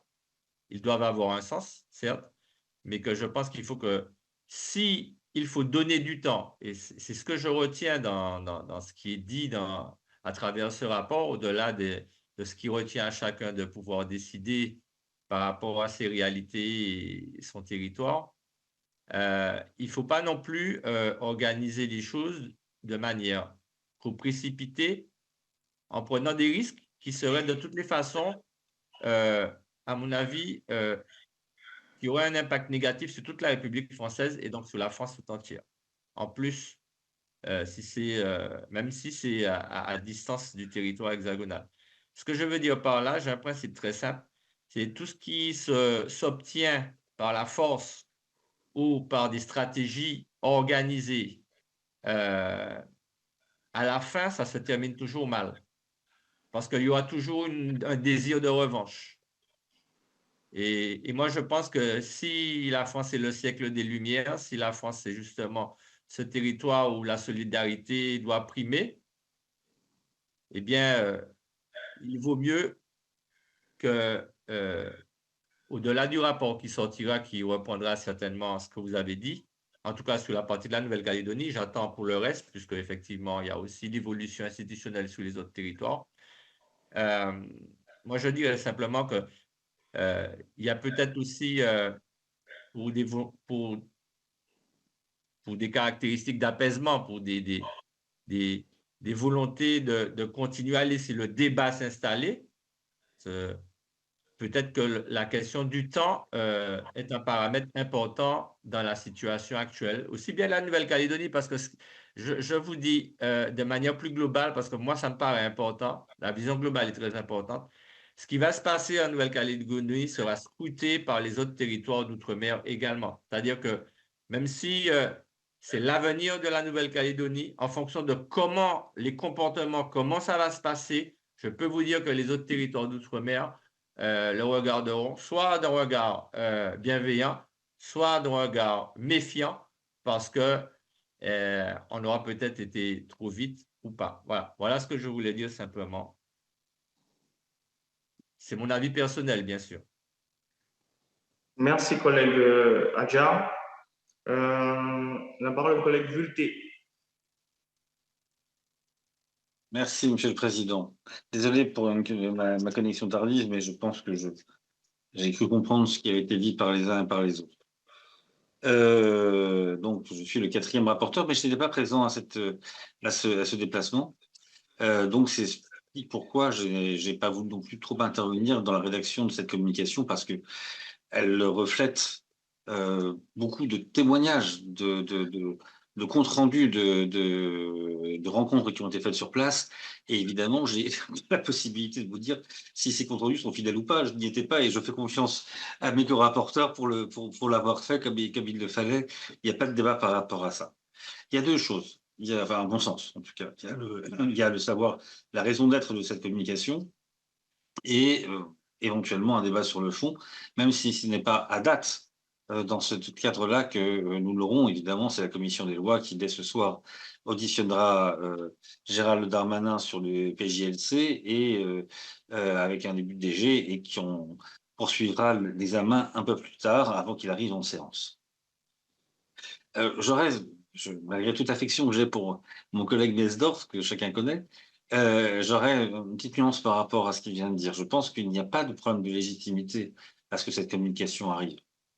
Ça aurait été un pré-rapport, comme à un moment donné ça a pu être dit, ce serait peut-être un peu différent. Mais là, nous sommes sur une communication interne à l'Assemblée, c'est-à-dire que c'est un document qui témoigne d'un moment qu'ont vécu trois des nôtres dans le cadre d'une mission où je pense que là-dessus, moi, je reçois l'idée que tout est dans tout et que, en effet, ce qui se passe aujourd'hui en Nouvelle-Calédonie est quelque chose qui peut inspirer, en bien ou en mal d'ailleurs, parce que parfois on peut en analyser aussi les blocages, d'autres processus qui sont à l'œuvre, où, à partir de la parole du président de la République qui a eu lieu à la suite de l'appel de Fort-de-France, il y a la question institutionnelle qui s'est rouverte pour savoir comment. Dans la question institutionnelle, il y a deux questions. C'est comment mener au mieux l'action publique, parce que c'est ça quand même qui nous anime. Comment faire en sorte que l'action publique se développe au profit de nos concitoyens. Et deux, parce qu'il s'agit des territoires ultramarins, comment les institutions peuvent refléter le besoin de différenciation et aussi la réalité et le respect de l'identité de chacun de ces territoires. Donc à ce titre, moi je pense que la mission avait été tout à fait légitime à aller en Nouvelle-Calédonie pour observer ce qui s'y passait, et je ne trouve pas illégitime qu'elle ressente le besoin de retranscrire quelque chose qui paraissait un message fort.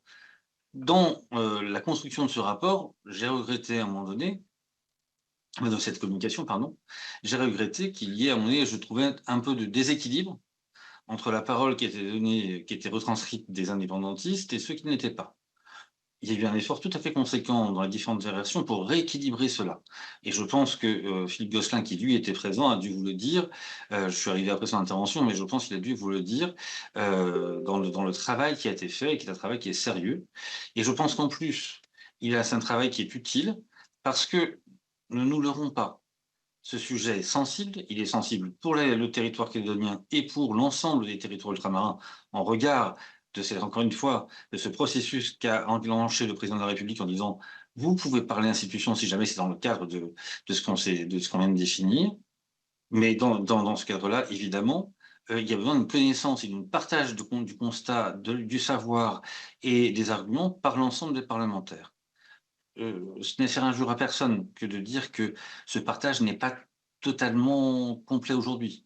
Et je pense qu'à cet égard, même si je ne l'aurais pas rédigé comme ça, et j'aurais peut-être pas mis la même part de la parole de chacun dans cette communication, je pense que à ce titre, cette communication est utile parce que, et je le dis avec beaucoup d'amitié, par exemple, à Nicolas, le fait de tordre le cou à l'idée qu'il existe une immigration massive qui serait une sorte de stratégie du remplacement du peuple kanak par d'autres personnes est quelque chose qui est quand même très largement battu en brèche dans cette communication. Et je pense que c'est une bonne chose d'avoir réussi, encore une fois, à établir au moins un certain nombre de constats partagés qui permettent à l'ensemble de nos collègues de réfléchir sereinement. Donc à cet égard, encore une fois, je l'aurais dirigé différemment. Je pense que ça reflète aussi la réalité politique de cette délégation.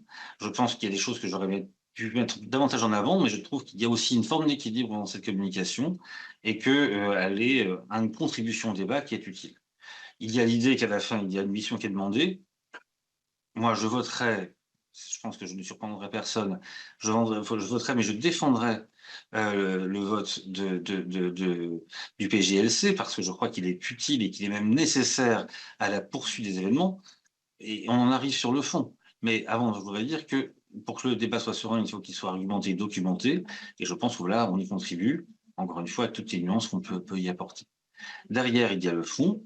Moi, j'entends, et je vous demande d'entendre aussi ce que dit Nicolas Bensdorf, qui est tout aussi légitime que chacun, des Calédoniens, pour pouvoir parler au nom de ce territoire et qui a rendu son élu. Donc, il est plus légitimé à cet égard parce qu'il a reçu la confiance de ses concitoyens comme chacun d'entre nous l'a reçu. Donc, notre parole est quand même une parole qui, en tant que telle, a sa force. Et quand Nicolas nous dit que nous devons entendre qu'une partie de la Nouvelle-Calédonie majoritaire veut rester française, que par ailleurs elle a été minorée parce que 20% de l'électorat n'a pas été pris en compte, et que par ailleurs, aujourd'hui, cette majorité a tendance à voter avec ses pieds, c'est-à-dire à quitter le territoire parce que trop d'instabilité, trop de doutes sur l'avenir du territoire décourage les bonnes volontés et ceux qui veulent le construire. Je pense que ça aussi nous voulons l'entendre, même si je crois que, et c'est pas que je le crois, j'en suis bien persuadé, que Nicolas et peut-être Philippe Noyer à sa façon auront à cœur de le dire lors de la commission des lois et lors du débat en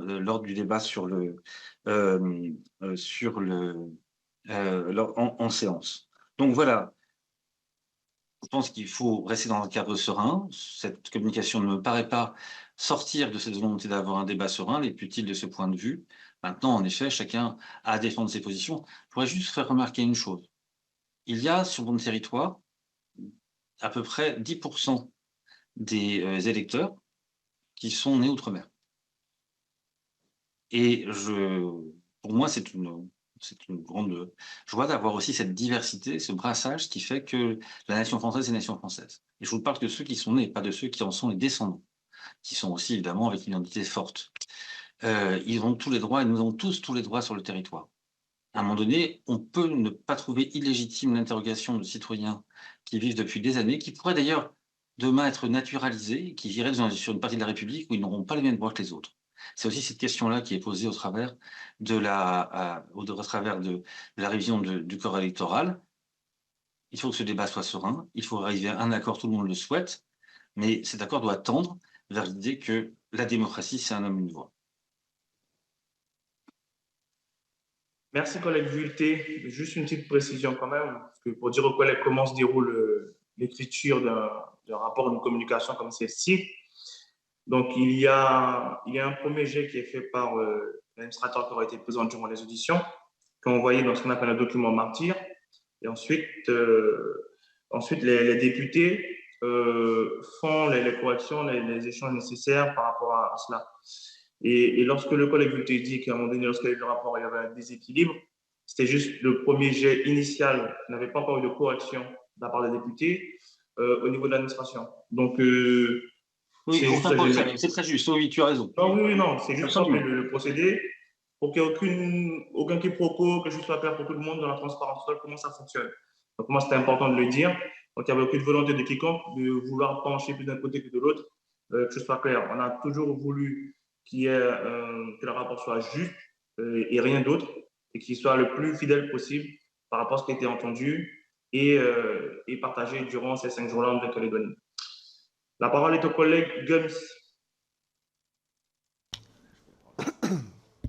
Merci, bonjour à tous.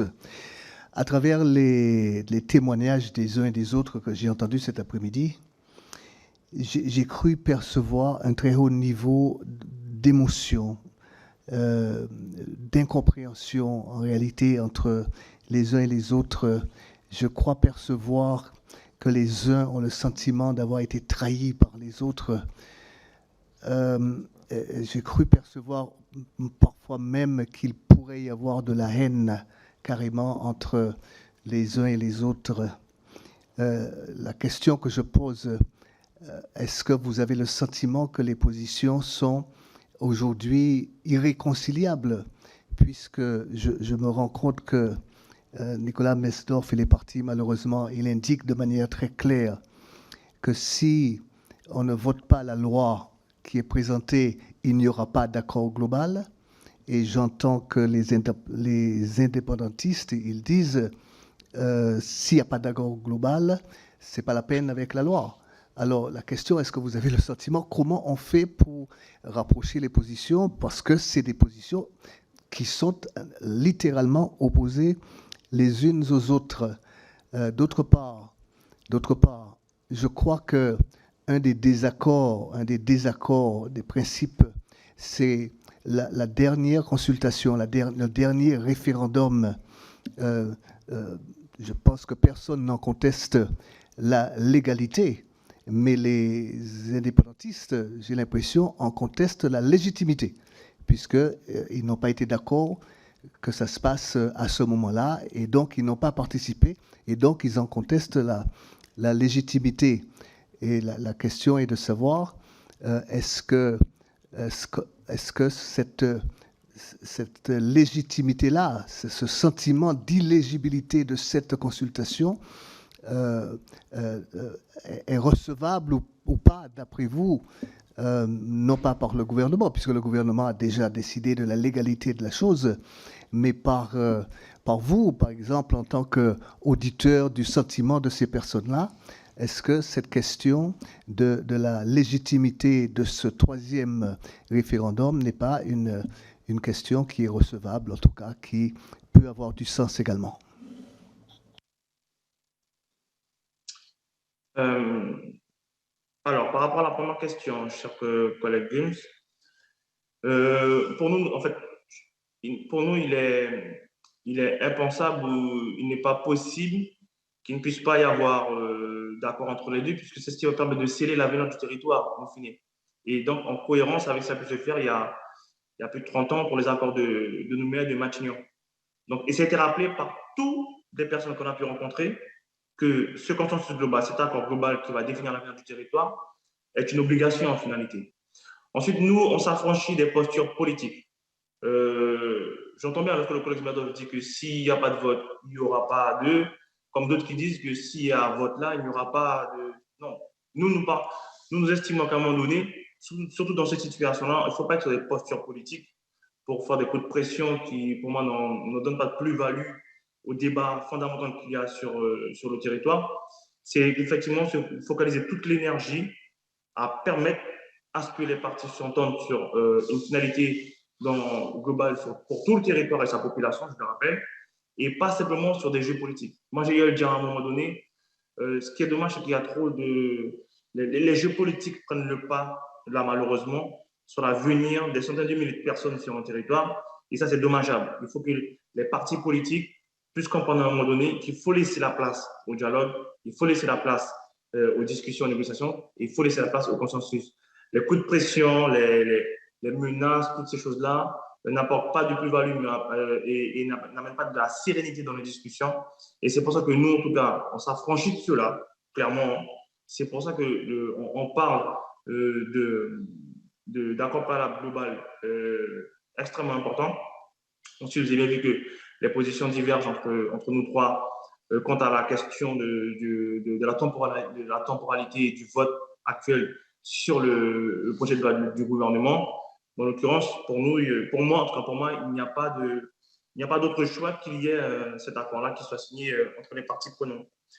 Et puis, après, l'autre question, c'était quoi encore? C'était sur le fait que... La légitimité versus l'égalité de la consultation, troisième consultation. Oui, alors, c'est venu aussi dans les discussions. Oui, effectivement, l'État a reconnu la légalité de ce troisième référendum, même si effectivement, la discussion autour peut être entendue dans la mesure où les deux premiers référendums, il y a eu plus de 80% de participation. D'accord? Dans ce troisième référendum, il y a eu moins de 50%, 47% à peu près. Donc, ça veut dire qu'il y a une différence quasiment de 40 points du taux de participation, parce qu'effectivement, les indépendantistes avaient demandé à le report en question de deuil. Donc, ça veut dire que les indépendantistes n'ont pas été votés, tout simplement. Donc, ça donne matière à discussion. Voilà. Donc, c'est pour le cas, effectivement, elle est sur la table et ça doit permettre pour nous, en fait, pour moi, de discuter, de trouver des solutions finales, mais ne pas rester en l'état. Et rien de plus, en tout cas. Donc, voilà. J'avais demandé. Ouais, ah oui, donc c'est le collègue Castor. Ouais. Alors, je laisse le collègue Castor et puis je ferai une petite... Tu pourras répondre en une seule fois. Alors, chers collègues, bonjour. C'est vrai que c'est toujours un exercice difficile, les commissions. Les missions comme ça, plutôt qui partent et qui doivent trouver un arbitrage pour le rendu du rapport, compte tenu du fait que bon, ce sont des missions transpartisanes. Et plus particulièrement pour ce qui concerne donc, le territoire de la Nouvelle-Calédonie, Kanaki, c'est encore plus complexe. Et je pense que ce n'était pas possible, hein, je réponds au collègue Metzdorf, c'est dommage qu'il ne soit pas là, de ne pas tenir compte de l'actualité politique de ce qui se passe en Nouvelle-Calédonie. Donc moi je pense que c'était inimaginable et on voit bien le résultat aujourd'hui. Maintenant, moi je ne suis pas de la mission, donc je vais parler en mon âme et conscience et en fonction de mes opinions. Et je suis plus à l'aise que vous à ce moment-là. Ce que je veux dire, c'est que la question fondamentale en Nouvelle-Calédonie, c'est le droit des peuples à disposer d'eux-mêmes. Le droit des peuples à disposer d'eux-mêmes, soit c'est dans la Constitution, soit ça ne l'est pas. Ça a été rappelé que ça l'est. Deuxièmement, c'est la charte de l'ONU. Et donc, c'est un principe qui est un principe reconnu à l'échelle internationale. Et d'ailleurs, il faut le rappeler ici, des représentants donc, du FLNKS siègent à l'ONU, puisque la Nouvelle-Calédonie est considérée aujourd'hui comme un territoire à décoloniser, puisque le nom de la Nouvelle-Calédonie est dans la liste des territoires à décoloniser. Donc, c'est un élément qu'on ne peut pas écarter. On ne peut pas écarter parce que le collègue Temataï Legaïk l'a rappelé tout à l'heure, il y a un fait colonial. Et ce n'est pas parce qu'il y a eu 1, 2, 3, 4, 5, 10 référendums que le fait colonial va disparaître. Et moi, je pense qu'à partir du moment où on refuse de voir ça, on se trompe. Et d'ailleurs, l'esprit des différents accords, notamment des deux principaux, c'est-à-dire les accords de Matignon et les accords de Nouméa, tout le préambule le rappelle. Il y a un fait colonial, il y a une nécessité de le reconnaître, de tenter de le réparer et de tenir compte de cette aspiration profonde du peuple premier, de ceux qui étaient là quand la France est arrivée. Et malheureusement pour eux, on va dire, ils se sont retrouvés donc minoritaires sur le territoire, mais ça n'empêche que leurs revendications, leurs aspirations, elle est ce qu'elle est. Et il faut l'admettre, il faut en tenir compte. Et il faut tenir compte aussi des évolutions, c'est-à-dire qu'à un moment donné, eux-mêmes, au travers de leurs organisations, leurs représentations politiques, ils ont accepté le fait que d'autres personnes sont arrivées sur le territoire, y compris ceux qui sont considérés comme étant donc, le résultat de la colonisation, pour essayer d'avoir un destin commun. C'est ça la réalité historique aussi. Et il n'y aurait pas eu, s'il n'y avait pas eu donc, ce positionnement donc, des indépendantistes à un moment donné, il n'y aurait pas eu d'accord de Matignon, il n'y aurait pas eu d'accord de Nouméa. Donc, je pense qu'il ne faut pas s'affranchir de cette donnée de base-là, parce qu'aucun peuple, je l'ai déjà rappelé lors de différentes commissions, aucun peuple dans le monde n'accepte sur son territoire, surtout s'il est le peuple premier, de ne pas pouvoir exprimer ses aspirations, ses revendications profondes, même s'il est minoritaire. Nous sommes en Guyane, nous confrontés à une situation identique. Il y a ce qu'on appelle les peuples autochtones qui ont des revendications. Aujourd'hui, ils ne sont pas simplement minoritaires, ils sont extrêmement minoritaires. On les a totalement minorisés. Ils auraient même pu disparaître comme ils ont disparu par différents génocides dans la Caraïbe. Chez nous, ils sont encore là. Mais j'essaie de me mettre à leur place et je me dis, mais j'aurais été à leur place, j'aurais fait comme eux. Et moins ils sont entendus, plus ils sont radicaux. Plus ils sont radicaux dans les positionnements et plus ils sont radicaux dans l'action. C'est un fait. C'est l'histoire de l'humanité et on ne va pas s'en débarrasser par des passages en force. Et le passage en force, il faut le dire, moi je ne suis pas naïf, il n'y a jamais eu donc, une totale position neutre des différents gouvernements, mais je pense qu'il y a eu, donc, le collègue Adjar en parlait tout à l'heure, un diagnostic et une capacité, parce que les choses étaient allées très loin à un moment donné, de se dire, mais on ne peut pas être sur un territoire et puis être en permanence comme ça dans une situation d'instabilité politique, de conflit politique, et y compris, il faut le dire, il faut utiliser les mots d'assassinat, de justice complètement déséquilibrée. Je rappelle quand même qu'il y a eu l'assassinat de 10 personnes et que les personnes qui ont assassiné les 10 Kanaks ont été acquittées au moment où il y avait le plus de douleur. Ce sont ça les faits aussi historiques. Bon, parce que tout le temps on parle de ce qui s'est passé à OVA, mais il faut rappeler aussi des faits comme ça. Quoi, hein. Bon.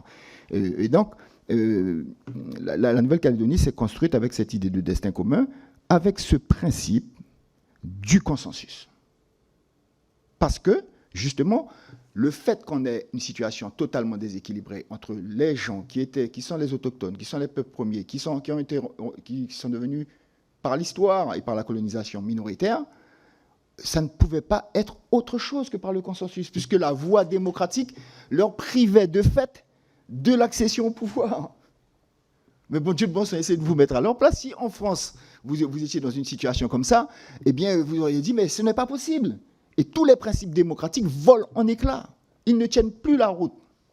Bon. Alors on va dire, oui, mais bon, quand même, vous l'avez rappelé, M. Gosselin, qu'aujourd'hui, collègue Gosselin, que c'est 20% de personnes à peu près, bon, etc. Bon, ça, chacun donne ses chiffres, mais admettons, c'est un nombre suffisamment important. Mais c'est parce que les questions coloniales et les conséquences de la colonisation ne sont pas encore réglées.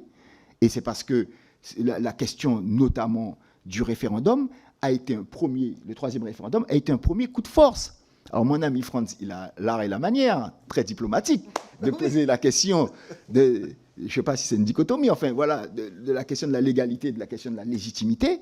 Mais il me semble que dans toute l'histoire de l'humanité, les grands principes qui président au texte, aux lois, c'est d'abord la légitimité. Parce qu'un texte, on peut toujours y revenir. La légitimité, elle est historique ou pas. Elle est reconnue ou pas. Et donc, je pense que ce référendum, en tous les cas, moi, je peux me permettre de le qualifier, il est totalement illégitime. Et les Kanaks ont raison de dire qu'il est illégitime. Et qu'il y a eu une décision, à un moment donné, de l'État, du gouvernement, du gouvernement actuel, de faire un passage en force. Et le passage en force, je veux bien que tout le monde le comprenne, ce premier passage en force, il détermine tout ce qui se passe derrière. Tout le processus, c'est-à-dire la loi donc, pour le décalage donc, du vote, la révision constitutionnelle pour le dégel, etc., tout ça a été finement pensé. Et je suis désolé, chers collègues, le premier rapport de force qui est instauré, il est instauré par le gouvernement. Et si le collègue Metzdorf était là, je lui aurais dit que les indépendantistes aient une posture qui est une posture constante. Ils posent le problème du droit des peuples à disposer d'eux-mêmes. Ils ont une posture constante. Ce destin, nous voulons le faire avec tout le monde. Destin commun des deux. Destin commun. Ils l'ont dit. Donc, ils ont accepté. C'est presque un sacrifice, mais on le fait. Mais 3, bon Dieu de bon sens, respecter le principe, c'est que chaque fois qu'on doit faire un pas en avant, il faut qu'il y ait un consensus. Rien d'autre. Et donc, et j'en arrive maintenant au propos du collègue Gosselin, qui a été assez fin dans ce qu'il a pu qualifier de on ne peut plus revenir en arrière, le processus est enclenché. J'aurais envie de te poser la question, cher collègue, au risque d'une déflagration.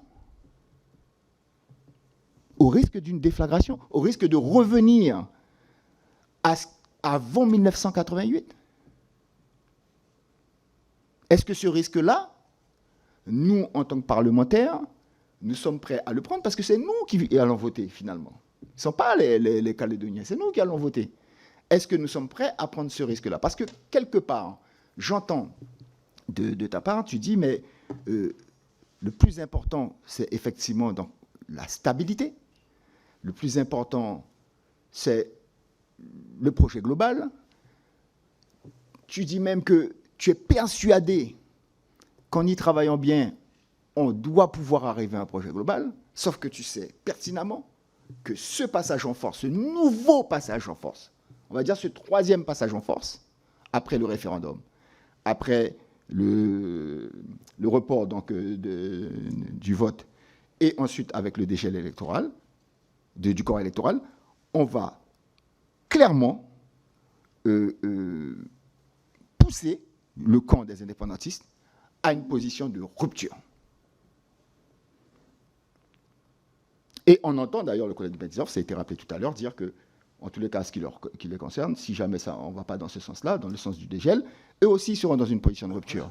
Donc ça prouve bien que, en fait, on en revient à des situations qui ont déjà existé, ce sera mon dernier propos, et pour autant, il me semble que dans l'histoire, même dans des situations extrêmement conflictuelles, il s'est trouvé des hommes et des femmes, ou des femmes et des hommes, du gouvernement, ou choisis, ou désignés par le gouvernement, ou parfois par les trois entités, comme étant un tiers, pour pouvoir retrouver la voie du dialogue et trouver un accord. Donc, je conclus qu'il y a une position qui est une position avec un programme bien déterminé du gouvernement, qui consiste à instaurer un rapport de force pour, in fine, mettre en minorité la position des indépendantistes. Et ça, moi, je pense que c'est une faute extrêmement grave et que le gouvernement et les députés qui, je le dis clairement, qui vont suivre, qui vont qui iront dans le sens donc, du gouvernement, feront une faute politique majeure parce qu'on créera à nouveau, en tous les cas, ils participeront à créer à nouveau une instabilité dont personne ne sait où ça va nous amener. Et de toutes les façons, si la crise, cette crise politique, si elle n'arrive pas tout de suite, elle arrivera tôt ou tard. Et je pense que ce marqueur-là est un marqueur, on peut s'en affranchir en disant tout simplement, il y a une proposition de mettre en place une nouvelle commission. Regardez très bien l'histoire de la Nouvelle-Calédonie-Kanaki, vous allez voir que ce n'est pas en une seule fois que ça s'est fait. Parfois, il y a eu des personnes de nommées, la personne a été retirée parce qu'elle n'était pas tout à fait neutre, on en a nommé d'autres, en fait, jusqu'à ce qu'in fine, on puisse trouver une solution. Et il y a eu des accords. Donc je ne vois pas en quoi et pourquoi il n'y aura pas un nouvel accord consensuel et qui évitera donc la situation dans laquelle on se dirige tout droit. Voilà, chers collègues. Merci, notre collègue Temata et collègue Gosselin, je crois. Oui, Maduro, Monsieur le Président, par rapport à tout ce qui a été dit,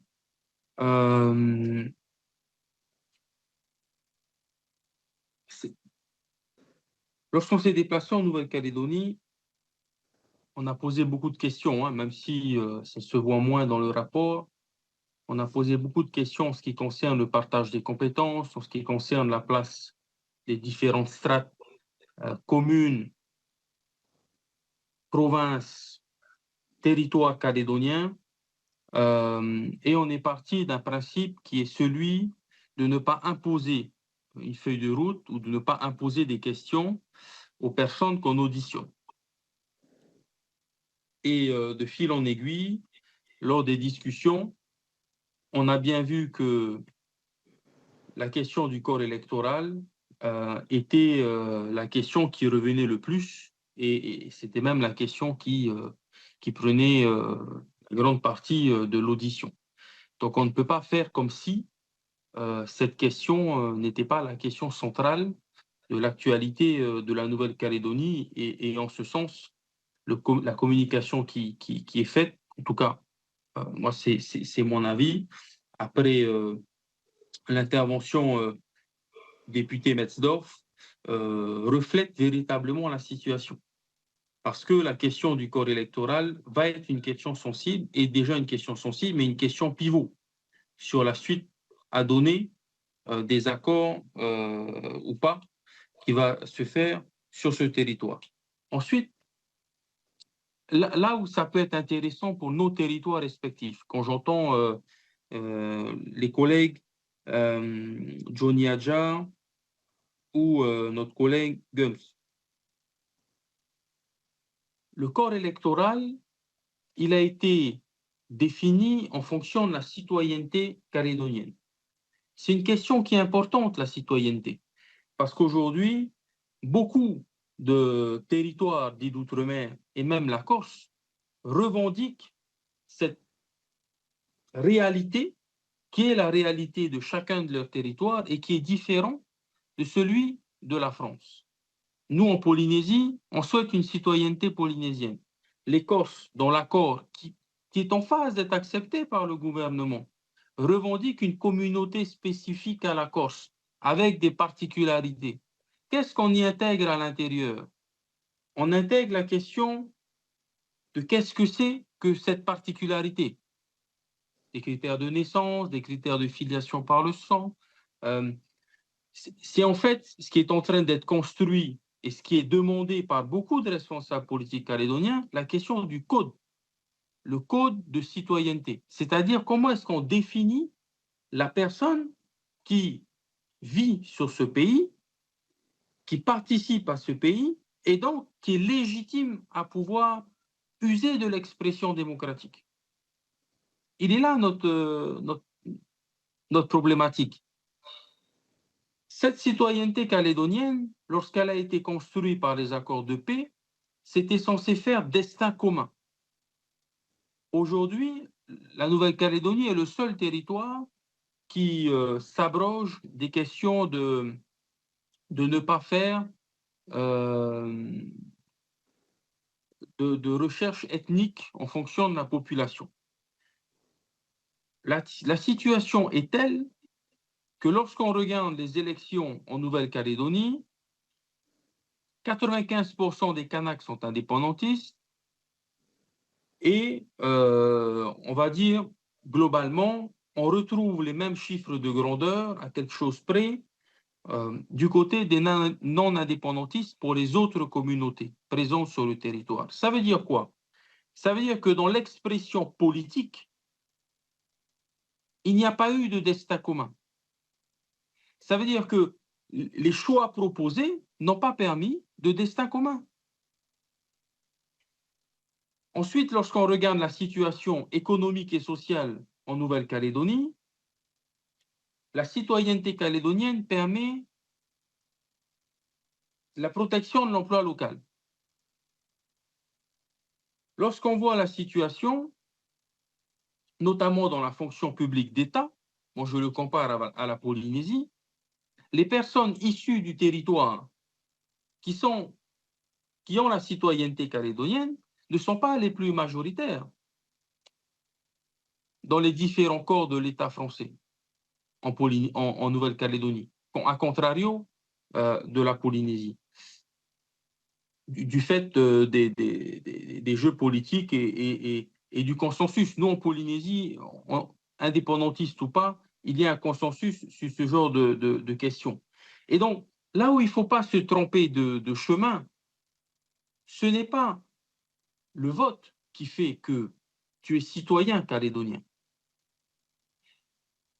C'est parce que tu es citoyen calédonien que tu votes. Et l'enjeu aujourd'hui, c'est de savoir qui est citoyen calédonien. Et c'est là toute la question de est-ce que c'est 3 ans, est-ce que c'est 10 ans, est-ce que c'est natif.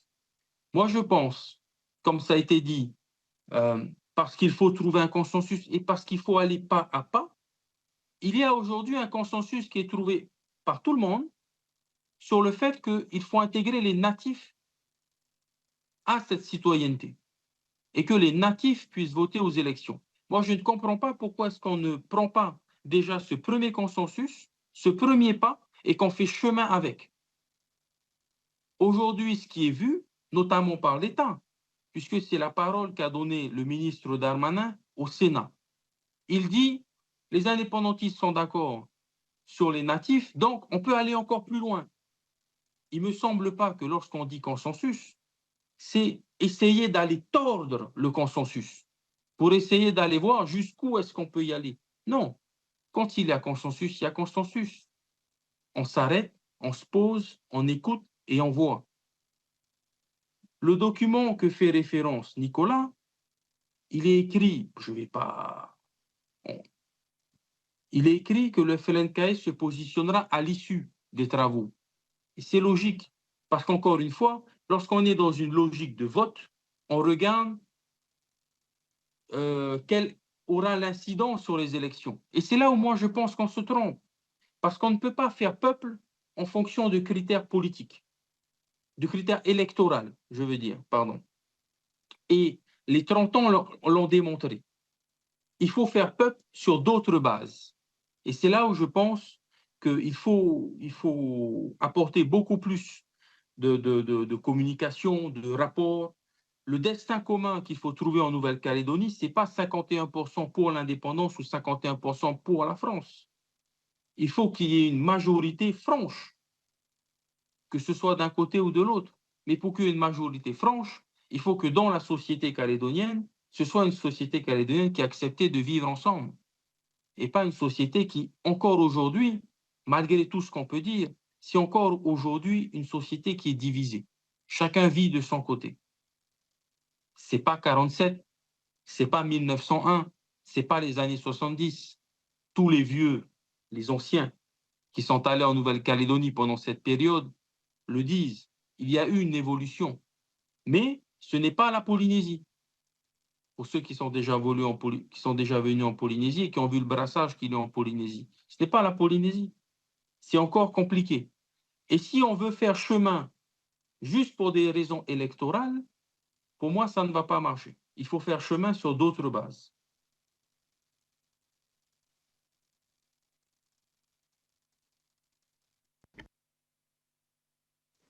Merci, collègue Temataï, collègue Gosselin. Oui, quelques mots aussi pour répondre peut-être un peu plus largement à l'ensemble des interventions et pas qu'à la dernière. Moi, je crois qu'on avait tout d'abord tout à fait légitimité à pouvoir aujourd'hui parler de la Nouvelle-Calédonie. On n'a pas recherché un exercice de concomitance avec la commission des lois.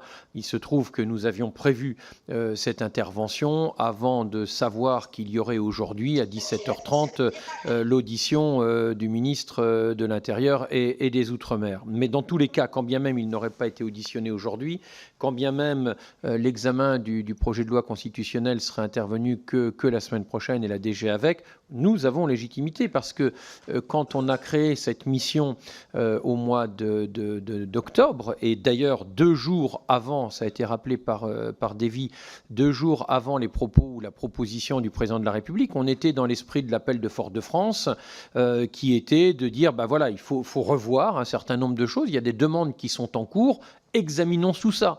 Examinons tout ça et je ne vois pas comment on pourrait travailler sur les 11 territoires qui sont ultramarins. Alors je mets de côté les terres australes et antarctiques françaises. La problématique, je ne dis pas qu'il n'y en a pas, mais ce n'est pas du tout la même, bien sûr. Et je crois qu'on ne pouvait pas parler au mois de juin dans notre rapport de la Nouvelle-Calédonie en faisant le constat, après y être allé quand même une petite semaine, c'était 5 jours, ce n'est pas une semaine complète, mais on a quand même passé du temps. On est resté bien sûr un peu au sud, on est allé au nord, à Koné, on est allé dans les îles Loyauté. Voilà, on n'est pas resté enfermé dans une chambre d'hôtel. On a bougé, on a rencontré plus de 110 personnes. Je ne vois pas comment on aurait pu taire ce qui nous a été dit, notre ressenti. Et ce qui est intéressant, je trouve au contraire, et moi je trouve qu'on s'est enrichi dans nos diversités. Effectivement, on n'arrive pas exactement aux mêmes conclusions avec le président ou avec Tematai, mais on partage un certain nombre d'inquiétudes. Nous avons vécu ensemble, c'est ce que j'ai essayé de dire dans mon propos, ensemble ces événements, ces éléments. On en a beaucoup parlé, on continue évidemment à travailler puisque le rapport sera rendu au mois de juin pour sa globalité. Et donc, je pense qu'on avait vraiment toute légitimité sans se substituer. Ici, on n'examine pas les amendements au fond, etc., sans se substituer à la commission des lois et sans se substituer à Nicolas, qui, par ailleurs, est rapporteur donc en commission des lois du texte en question. Donc voilà, personne n'est privé du droit de parole, d'expression, etc. Et je crois qu'on avait cette légitimité. Maintenant, sur le fond, effectivement, moi, je l'ai réaffirmé, je crois qu'on ne peut pas s'affranchir de ce qui se fait depuis 30 ans. Il y a Nainville-les-Roches qui a été un élément avec le moine fondateur dans des contextes et des conditions dramatiques, on le sait. Si on additionne malheureusement dans une addition assez macabre les morts de tous côtés, on est à plus de 70 morts dans les années 80. Personne n'a envie de reconnaître et de revoir tout ça. Le principe a été, et je reprends ce que disait le collègue Castor, tu as raison et je ne dis pas autre chose, le principe a été le consensus et cette recherche de consensus. Et en réalité, le Parlement, et c'est l'expression que j'ai employée, a été pour l'essentiel un peu le greffier de ces accords. C'est-à-dire que le Parlement n'a pas essayé de changer les choses. Il y a un accord qui a été, ou des accords qui ont été passés entre les différentes parties, et je crois que cette méthode, pour moi en tout cas, elle ne s'arrête pas avec la fin du titre 13 provisoire de la Constitution, avec la fin des accords de Matignon et de Nouméa, parce qu'il y aurait eu les référendums et qu'ils seraient positifs. Je crois qu'il y a eu effectivement le maintien du lien avec la France qui a été affirmé et réaffirmé, mais pour autant, ça n'enlève en rien.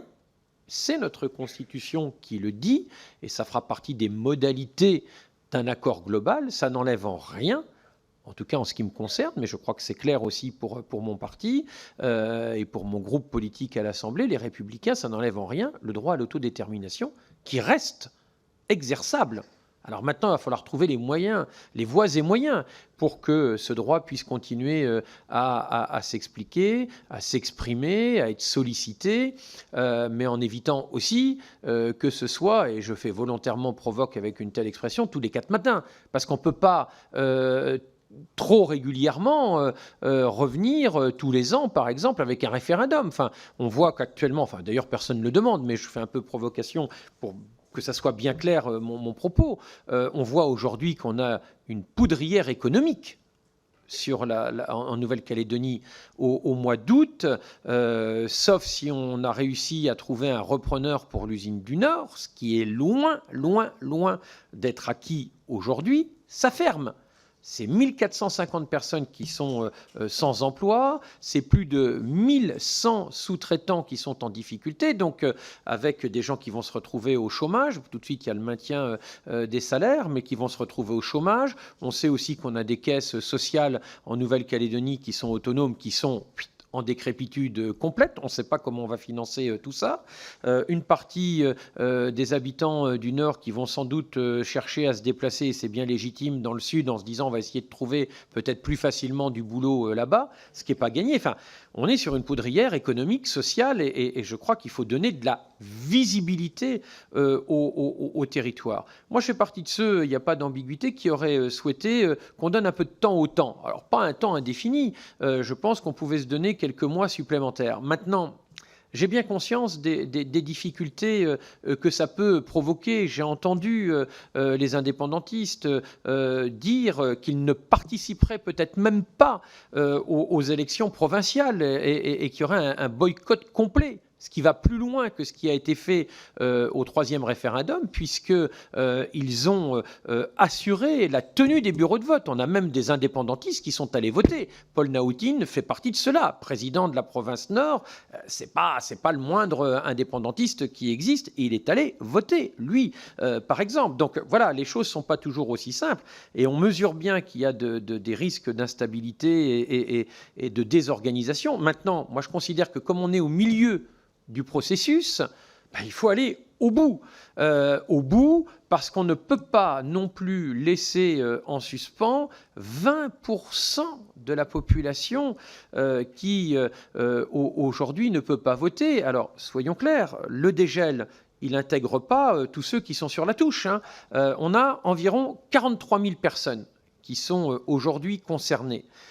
Le dégel en réintègre environ 23 000, dont environ 12 000 natifs.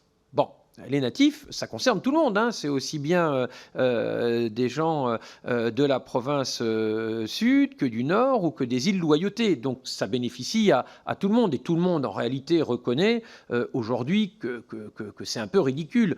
Moi j'ai entendu le président Mapou nous dire en face à face, comme nous le sommes exactement en ce moment, que bon, franchement, oui, il n'y a pas de difficulté, il faut formaliser tout ça, mais il n'y a pas de difficulté réelle pour les natifs. Bon, voilà, donc on voit bien qu'il y a quand même des éléments qui peuvent permettre d'avancer.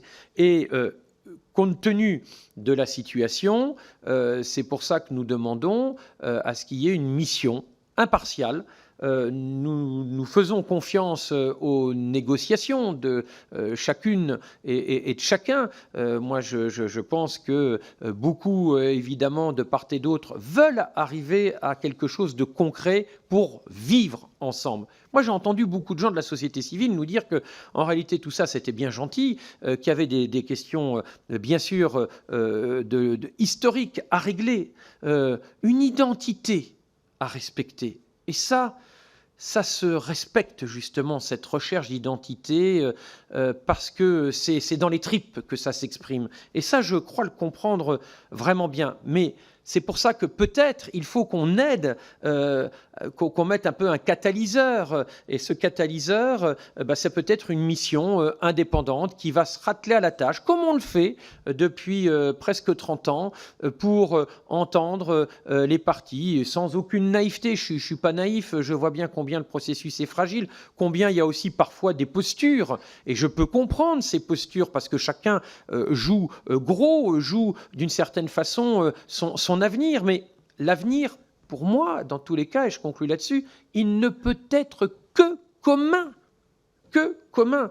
Oui, des ombres, bien sûr, mais aussi des lumières. N'oublions pas qu'une partie de la population qui aujourd'hui est en Nouvelle-Calédonie, et je ne veux pas leur faire offense en le disant, est descendante de prisonniers, de gens qui étaient enfermés et qui n'ont pas fait le choix nécessairement, loin s'en faut, de venir coloniser un territoire. D'ailleurs, il a été reconnu dans les différents accords que eux aussi, d'une certaine façon, étaient des victimes de l'histoire. Alors, je fais très attention en disant ça. Je ne veux pas mettre tout sur un pied d'égalité, ça serait très maladroit, et je ne veux pas raviver des souffrances qui sont sans doute vives, mais quand même, il y a ça. Donc aujourd'hui, il y a ce destin commun. Je sais que ça peut faire convenu, c'est ce qui est inscrit, gravé dans le marbre depuis 30 ans. Je crois qu'il faut s'accrocher, vaille que vaille, à ce destin commun. C'est pas faire preuve d'humanisme, c'est pas faire preuve de faiblesse, c'est pas faire preuve de largesse, c'est la seule réalité qui tienne et qui vaille. Donc voilà, cette mission, elle peut donner maintenant un peu de temps au temps, et je rappelle que, encore une fois, même le gouvernement, dans la version initiale, avait prévu que le texte constitutionnel puisse être caduc. Alors c'est vrai, notre collègue Franz, tu le rappelais, c'est vrai que c'est dans l'édifice juridique assez curieux. On a la loi organique, la Constitution. Pour ceux qui ont fait du droit ici, on sait que la Constitution, c'est la charte suprême d'un peuple. Et puis, ben non. Là, dans le cas d'espèce, dans le cas présent, on a l'accord, s'il y a accord unanime des parties calédoniennes, on a cet accord qui broche le tout, qui est au-dessus de tout. Mais je crois que on est dans du droit de toute façon dérogatoire, parce que priver du droit de vote 20% d'une population, c'est du droit dérogatoire. Rééquilibrer, y compris financièrement, les provinces nord et des îles Loyauté par les financements du Sud, c'est aussi pour une part du dérogatoire. Avoir 3 codes miniers, même 4 avec le code minier français qui reste en vigueur pour les situations antérieures à celles des provinces du Sud, du Nord et des Loyautés, 4 codes miniers, ça aussi c'est dérogatoire et honnêtement ça facilite pas grandement les choses. Donc il y a plein de choses comme ça, je ne veux pas tomber dans la caricature, mais c'est pour dire que il y a beaucoup de choses à remettre à plat. Aujourd'hui, on est au milieu du gué. En ce qui me concerne, et je sais que c'est un point de divergence avec Davy et Temataï et un certain nombre d'entre vous, ce n'était pas nécessairement la situation que tout le monde souhaitait. Il fallait peut-être un peu plus de temps au temps, mais maintenant, il faut redonner ensuite du temps au temps, ne pas le perdre, ne jamais perdre les contacts. Je ne veux pas être naïf non plus, mais on ne peut pas rester au milieu du gué, parce que si aujourd'hui on reculait, si on différait, si on reportait, je pense qu'on créerait à nouveau un autre type d'incertitude.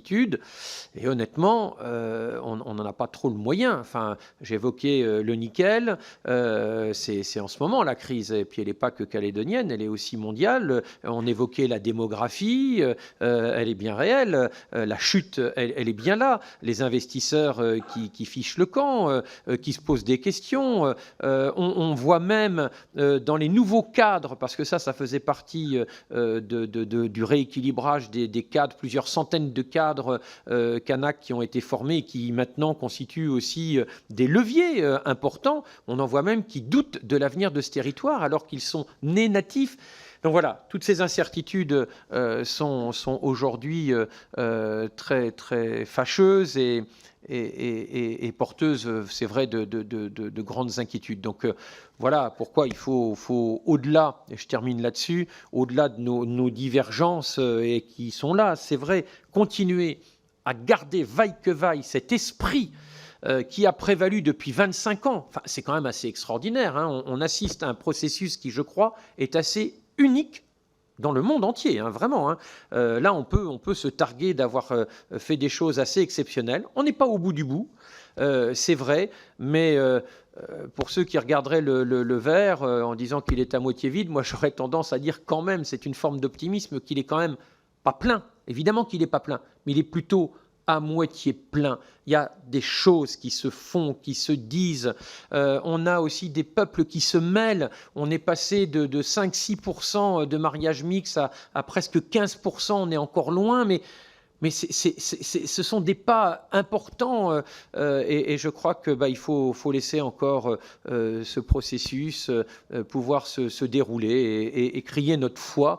Je sais qu'elle est partagée au-delà des solutions, notre foi dans ce territoire, dans la Nouvelle-Calédonie et puis dans la capacité des différentes parties à pouvoir trouver les voies et moyens.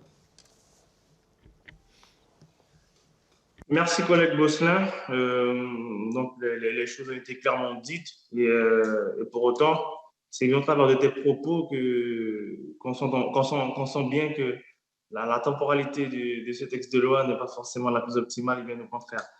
Donc, après un peu plus de 2 heures de discussion et d'échange, je propose qu'on s'en arrête là. L'essentiel a été dit. Et maintenant, que chacun et chacune puisse œuvrer comme il se doit pour la discussion à venir au travers de ce texte de loi qui arrive dès cet après-midi avec l'audition du ministre Darmanin et qui continuera au travers des amendements la semaine prochaine, donc le 7, et en commission, et ensuite le 13, si je n'ai pas dit de bêtises, en hémicycle. Donc un grand merci à toutes et tous, un grand merci encore à Temataï qui a fait un peu de veille, il a veillé quelque peu pour être présent parmi nous ce jour. Donc, on le laisse aller se reposer un petit peu et puis nous, on se dit à très bientôt pour les sujets à venir. Et bon courage à toutes et tous et portez-vous bien. Merci, au revoir.